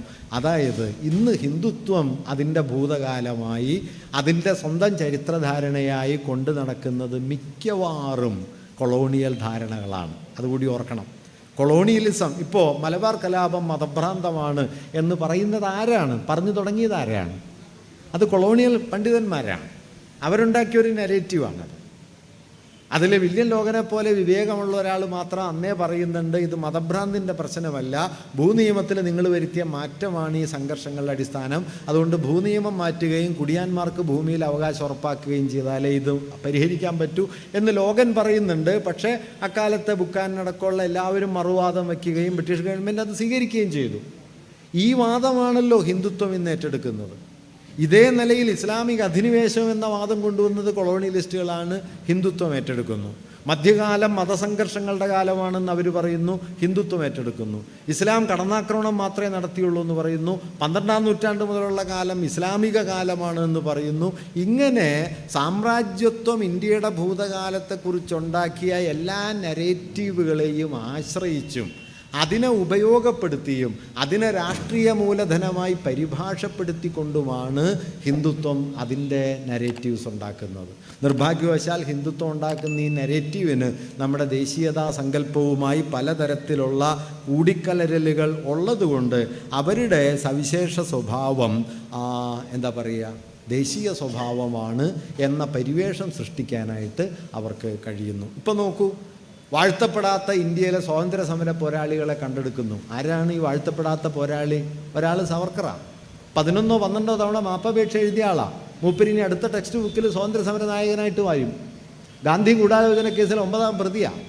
ഗാന്ധി വധക്കേസ് അന്വേഷിച്ച കപൂർ കമ്മീഷൻ, ആ കേസിന് അന്വേഷണം നടത്തിയ അഗർവാല എന്ന് പറയുന്ന ബോംബെയിലെ SP, അന്നത്തെ ആഭ്യന്തരമന്ത്രിയായിരുന്ന സർദാർ വല്ലഭായ് പട്ടേൽ, 3 പേരും ഒരുമിച്ച് പറഞ്ഞിട്ടുള്ള ഒരു കാര്യം, സവർക്കറുടെ നേതൃത്വത്തിലുള്ള ഗൂഢാലോചനയാണ് ഗാന്ധി വധത്തിൻ്റെ അടിസ്ഥാനം. ഈ 3 പേരും ഒരുമിച്ച് പറഞ്ഞിട്ടുള്ള കാര്യമാണ്. ഈ സവർക്കർ പക്ഷേ ഇന്ന് പാർലമെൻറ്റിലുണ്ട്, പാർലമെൻറ്റിൻ്റെ സെൻട്രൽ ഹാളിലുണ്ട്, ഗാന്ധി ചിത്രത്തിൻ്റെ മറുപുറത്തുണ്ട്. ഇനി എപ്പോഴാണ് നോട്ടിൽ വരിക എന്ന് നോക്കിയാൽ മതി. നോക്കൂ, ഇങ്ങനെ വരികയാണ് അൺസങ് ഹീറോസ്. ആരാണ് വാഴ്ത്തപ്പെടാത്ത? പഴശ്ശി രാജാവാണോ സ്വാതന്ത്ര്യ സമരം? താന്തിയാ തോപ്പിയാണോ സ്വാതന്ത്ര്യ സമരം? പഴശ്ശി രാജാവിൻ്റെയും താന്തിയാ തോപ്പിയുടെയും സ്വാതന്ത്ര്യ സങ്കല്പം എന്താണ്? ബ്രിട്ടീഷ് അധികാരത്തിൽ നിന്ന് തങ്ങളുടെ നാടുവാഴ്ത്ത അധികാരത്തെ സംരക്ഷിക്കുക എന്നുള്ളതാണ്. ഞാനതിനെ കുറച്ച് കാണുന്നില്ല. അവർ നടത്തിയ സമരം വലുതാണ്. പക്ഷേ പഴശ്ശിയുടെ പ്രശ്നം ബ്രിട്ടീഷുകാരല്ല. പഴശ്ശിയുടെ പ്രശ്നം തൻ്റെ നാടുവാഴി അധികാരത്തിൻ്റെ പുനഃസ്ഥാപനമാണ്. ദേശീയ പ്രസ്ഥാനത്തിൻ്റെ പ്രശ്നം അതല്ല. ദേശീയ പ്രസ്ഥാനത്തിൻ്റെ പ്രശ്നം പൂർണ്ണ സ്വരാജ് എന്നതാണ്. ഈ പൂർണ്ണ സ്വരാജ് എന്ന് പറയുന്ന 1930 കോൺഗ്രസ് ലാഹോർ സമ്മേളനത്തിൽ അംഗീകരിച്ച ഈ ആശയത്തിൻ്റെ പൂർവ്വരൂപമാണ് പഴശ്ശി കലാപെന്നോ താന്തിയാ തോപ്പി എന്നോ പറഞ്ഞാൽ നിങ്ങൾ ചരിത്രത്തിലെ വലിയ വിച്ഛേദങ്ങളെ മറച്ചു പിടിക്കുകയാണ്. അപ്പോൾ കേളപ്പൻ്റെ മുത്തച്ഛനാണ് പഴശ്ശി എന്ന് പറയാം. ഗാന്ധിയേക്കാൾ വലുതാണ് ഝാൻസി റാണി എന്ന് പറയും. അങ്ങനെയല്ല. അപ്പം ഞാൻ പറയുന്നത് ചരിത്രത്തിൻ്റെ ഒരു പുതിയ നരേറ്റീവ് ഉണ്ടാവുന്നു. ഇപ്പം നിങ്ങൾ ശ്രദ്ധിക്കുന്നുണ്ടോ? ശ്രദ്ധിച്ചാൽ കാണാൻ പറ്റും. ഹിന്ദുത്വം ഉണ്ടാക്കുന്ന ഒരു പുതിയ നരേറ്റീവ് എന്താണെന്ന് വെച്ചാൽ സ്വാതന്ത്ര്യ സമരം ഒരു ധാരയല്ല, നിശ്ചയമായിട്ടും അല്ല, പല ധാരകളാണ്. അതിലൊരു ധാരയുടെ നേതാവായിരുന്നു ഗാന്ധിജി. മറ്റൊരു ധാര ഏതായിരുന്നു? മറ്റ് ധാരകളെ അവർ എണ്ണിയെടുക്കുന്നുണ്ട് കേട്ടോ. സുഭാഷ് ചന്ദ്രബോസ്, അംബേദ്കർ, സവർക്കർ. പുതിയൊരു തൃത്വം രൂപപ്പെടുന്നു. ഗാന്ധി ഒരു ഭാഗത്ത്, സുഭാഷും അംബേദ്കറും സവർക്കറും ചേർന്ന മറ്റൊരു ധാര മറുഭാഗത്ത്. ഗാന്ധിയുടെ അഹിംസാത്മകമായ സമരം, ഹിംസാത്മകവും സമരോത്സുകവുമായ മറ്റൊന്ന്. അംബേദ്കറെ ഹിന്ദുത്വവൽക്കരിക്കാനുള്ള ശ്രമം നടക്കുന്നു. ഇതെല്ലാം നടക്കുകയാണ്. സുഭാഷ് ചന്ദ്രബോസിന് ഭാരതം എന്ന സങ്കല്പം വരുന്നു. നമ്മുടെ ഭരണഘടനാ അസംബ്ലി ചേരുന്നത് 1946 ഡിസംബർ 9-നാണ്. 11-ാം തീയതിയാണ് അധ്യക്ഷനെ തിരഞ്ഞെടുക്കുന്നത്, രാജേന്ദ്രപ്രസാദിനെ തിരഞ്ഞെടുത്തിട്ട് മൗലാന അബ്ദുൽ കലാം ആസാദും ആചാര്യ കൃപലാനിയും ചേർന്നാണ് സദസ്സിൽ നിന്ന് മറ്റേ സഭയുടെ അധ്യക്ഷ പദവിയിലേക്ക് ഇദ്ദേഹത്തെ കൊണ്ടുപോകുന്നത്, രാജേന്ദ്രപ്രസാദിനെ. അങ്ങനെ കൊണ്ടുപോകുന്ന സമയത്ത് പാർലമെൻറ്റിൽ ഭരണഘടനാ അസംബ്ലിയിൽ 2 മുദ്രാവാക്യമാണ് ഉയർന്നത്. ഒന്ന് ഇൻകുലാബ് സിന്ദാബാദ്, 2 ജയ് ഹിന്ദാണ്. ഈ ഇൻകുലാബ് സിന്ദാബാദ് എഴുതിയതാരാന്ന് നിങ്ങൾക്കറിയാമല്ലോ, ഹസ്രത്ത് മൊഹാനിയ. മൗലാന ഹസ്രത്ത് മൊഹാനിയാണ്. 1921 അഹമ്മദാബാദ് കോൺഗ്രസ് സമ്മേളനത്തിൽ സ്വാമി കുമാരാനന്ദോടൊപ്പം ചേർന്നിട്ട് പൂർണ്ണ സ്വരാജ് എന്ന പ്രമേയം കോൺഗ്രസിൻ്റെ സമ്മേളനത്തിൽ ആദ്യം അവതരിപ്പിക്കുന്നത്. കോൺഗ്രസ് അത് അംഗീകരിച്ചത് 10 കൊല്ലം കഴിഞ്ഞിട്ടാണ്, 30 ജനുവരി 26-നാണ് പൂർണ്ണ സ്വരാജ് അംഗീകരിച്ചത്. അതുകൊണ്ടാണ് 50 ജനുവരി 26 ആയത് റിപ്പബ്ലിക് ആവാൻ. ഭരണഘടന 1949 നവംബർ 26-ന് അംഗീകരിക്കപ്പെട്ടു. പിന്നെ 2 മാസം ഗ്യാപ്പുണ്ട്. ആ ഗ്യാപ്പിൻ്റെ കാരണം ഇതാണ്, 30 ജനുവരി 26-ന് 20-ാം വാർഷികത്തിലാണ് ഇന്ത്യ റിപ്പബ്ലിക് ആയത്. ഈ മൊഹാനിയും സ്വാമി കുമാരാനന്ദയുമാണ്. സൈനുൽ അബ്ദുൻ എന്ന് പറയുന്ന INA-യുടെ മറ്റൊരു സഹയാത്രികനാണ് ജയ് ഹിന്ദ് ഉണ്ടാക്കിയത് ഈ സുഭാഷിൻ്റെ നിർദ്ദേശപ്രകാരം. അതല്ലാതെ വന്ദേമാതരം എന്നല്ല, ഭാരത് മാതാ കി ജയ് എന്നുമല്ല, മറിച്ച് ഇൻകുലാബ് സിന്ദാബാദ് എന്നാണ്, ജയ് ഹിന്ദ് എന്നാണ്. ഞാനിത് പറയണത് എന്താണെന്ന് വെച്ച് കഴിഞ്ഞാൽ, എന്താണ് ഇന്ത്യ എന്ന ആധുനിക ആശയം, അതിൻ്റെ രാഷ്ട്രീയ അടിസ്ഥാനം എന്നതിൻ്റെ അടയാളം കൂടി നിങ്ങൾക്ക് ഈ മുദ്രാവാക്യങ്ങളിൽ കാണാം. ഈ പാരമ്പര്യത്തെ മുഴുവൻ അട്ടിമറിക്കുന്നു. ഇപ്പോൾ കോൺസ്റ്റിറ്റ്യൂഷണൽ ഡേ വരുന്നു. എന്താണെന്നറിയോ? 1949 നവംബർ 26 കോൺസ്റ്റിറ്റ്യൂഷണൽ ഡേ എന്ന് പറഞ്ഞു കഴിഞ്ഞാൽ ജനുവരി 26 പ്രാധാന്യത്തെ ഇല്ലാതാക്കാം. കാരണം ജനുവരി 26 ലാഹോർ സമ്മേളനത്തിൽ ദേശീയ പ്രസ്ഥാനം സമ്പൂർണ്ണ സ്വാതന്ത്ര്യം വേണമെന്നുള്ള പ്രമേയം പാസ്സാക്കി. ഈ ദേശീയ സ്വാതന്ത്ര്യ സമരത്തിൻ്റെ അരികത്തെ കൂടി പോലും ഇവരാരും പോയിട്ടില്ല. അതുകൊണ്ട് റിപ്പബ്ലിക് ഡേ എന്ന് പറയുന്നതിൻ്റെ പിന്നിലുള്ള ചരിത്രപരമായ രാഷ്ട്രീയ ഉള്ളടക്കത്തെ മറച്ചു വയ്ക്കുക, കോൺസ്റ്റിറ്റ്യൂഷണൽ ഡേ എന്ന് പറയുന്ന പുതിയൊരു ദിവസം ഉണ്ടാക്കി കൊണ്ടുവന്ന് ജനുവരി 26 എന്ന് പറയുന്നതിൻ്റെ ചരിത്രപരമായ ഉള്ളടക്കത്തെ തമസ്കരിക്കുക. അതാണ് കോൺസ്റ്റിറ്റ്യൂഷണൽ ഡേ കയറി വരും. ഞാൻ കോൺസ്റ്റിറ്റ്യൂഷണൽ ഡേക്ക് എതിര് പറയല്ല. എന്തുകൊണ്ട് ഹിന്ദുത്വം കോൺസ്റ്റിറ്റ്യൂഷണൽ ഡേക്ക് വേണ്ടി വരുന്നു എന്ന് ആലോചിച്ച് കഴിഞ്ഞാൽ ഇതാണ് കാരണം. ഇവരുടെ പൂർവ്വസൂരികളൊക്കെ ഉണ്ട് കേട്ടോ. പാർലമെൻറ്റിൽ കോൺസ്റ്റിറ്റ്യൂഷണൽ അസംബ്ലിക്കകത്ത് ഇന്ത്യയുടെ പേര് ചർച്ച ചെയ്ത സമയത്ത് അവർ പറഞ്ഞത് ഭാരതം, ഭാരതഖണ്ഡം, ആർഷഭാരതം, ഇങ്ങനെ പല പേരുകളാണ് പറഞ്ഞത്. അതെല്ലാം തള്ളിയിട്ടാണ് അംബേദ്കർ പറഞ്ഞ പേര് India, that is Bharat, should be A union of States. ഇന്ന് നിങ്ങൾ ഈ അവസാനത്തെ ഭാഗത്തിന് എന്തെങ്കിലും അർത്ഥമുണ്ടോ എന്ന് ആലോചിക്കണം. യൂണിയൻ ഓഫ് സ്റ്റേറ്റ്സ്, യൂണിയനുകളുടെ സംസ്ഥാനങ്ങളുടെ ഒരു യൂണിയനാണ് ഇന്ത്യ. ഇന്നെന്താണ്? പാട്ടക്കുടിയന്മാരാണെന്നാണ് കരുതണത് സംസ്ഥാനങ്ങൾ. ഭരണഘടന എന്ന് പറയുന്നത് വിഭാവനം ചെയ്തത് കേന്ദ്രത്തിൻ്റെ പാട്ടക്കുടിയാന്മാരായ സംസ്ഥാനങ്ങളിൽ നിന്നൊന്നുമല്ല, തുല്യാധികാര സ്ഥാനമുള്ളതാണ്. അങ്ങനെ എന്തെല്ലാം തകരുന്നു. ഈ തകർച്ചയ്ക്കെല്ലാം ആധാരമായി ഹിന്ദുത്വം ചരിത്രത്തെ പല നിലയിൽ പുനർനിർമ്മിക്കാനായിട്ട് ശ്രമിക്കുന്നുണ്ട്. അതുകൊണ്ട് ഞാൻ പറഞ്ഞു വരുന്നത്, പ്രത്യക്ഷത്തിൽ കാണുന്ന ഈ അസംബന്ധങ്ങളിലാണ് ഹിന്ദുത്വം അതിൻ്റെ രാഷ്ട്രീയ ബലം ഉറപ്പിക്കുന്നത് എന്നല്ല നമ്മൾ കരുതേണ്ടത്. മറിച്ച് ആ പ്രത്യക്ഷത്തിൽ കാണുന്നതിനപ്പുറത്ത് അഗാധമായ ആഴമേറിയ ഒരു വഴിത്തിരിവ്, വ്യാഖ്യാനം ഇന്ത്യ ചരിത്ര വിജ്ഞാനത്തിൻ്റെ ഉള്ളിലുണ്ട്. അത് വീണ്ടെടുക്കുകയും നമ്മുടെ ബഹുമുഖമായ പാരമ്പര്യത്തെ, സാംസ്കാരിക വൈവിധ്യത്തെ, പങ്കുവയ്ക്കലിനെ, കൊടുക്കൽ വാങ്ങലുകളിലൂടെ ഉണ്ടായ ഒരു വലിയ പാരമ്പര്യത്തെ, ഹിന്ദുസ്ഥാനി ഇന്ത്യയുടെ ദേശീയ ഭാഷയാവണമെന്ന് ഗാന്ധി ആഗ്രഹിച്ചതാണ്. കാരണം രണ്ട് മതങ്ങളുടെ ഭാഷകൾ തമ്മിൽ കലർന്നൊരു ദേശീയ ഭാഷ ഉണ്ടാവുക, ഇതൊക്കെ ഗാന്ധിയുടെ വലിയ സ്വപ്നങ്ങളായിരുന്നു. ഇതെല്ലാം തകർന്നിട്ട് ഇന്ന് ഹിന്ദിയാണ് ദേശീയ ഭാഷ എന്ന് പറഞ്ഞുകൊണ്ടിരിക്കുകയാണ്. ഗാന്ധി അതിനെതിരായിരുന്നു. ഹിന്ദി അല്ല, ഹിന്ദുസ്ഥാനി. ഗോഡ്സെയുടെ ഷിംല കോടതിയിലെ സ്റ്റേറ്റ്മെൻറ്റ് നോക്കിയാൽ പറയുന്നുണ്ട്, ഞാൻ 2-3 കാരണങ്ങൾ കൊണ്ടാണ് ഗാന്ധിയെ കൊന്നത്. അതിൽ രണ്ടാമത്തെ കാരണമായിട്ട് അദ്ദേഹം പറയുന്നത് ഹിന്ദിക്ക് പകരം തന്തയില്ലാത്ത ഭാഷയായ ഹിന്ദുസ്ഥാനിക്ക് വേണ്ടി ഇയാൾ നിലക്കൊണ്ടു എന്നാണ്. എൻ്റെ വാക്കല്ല കേട്ടോ, ബാസ്റ്റാർഡ് ലാംഗ്വേജ് എന്നുള്ളത് ഗോഡ്സെയുടെ വാക്കാണ്.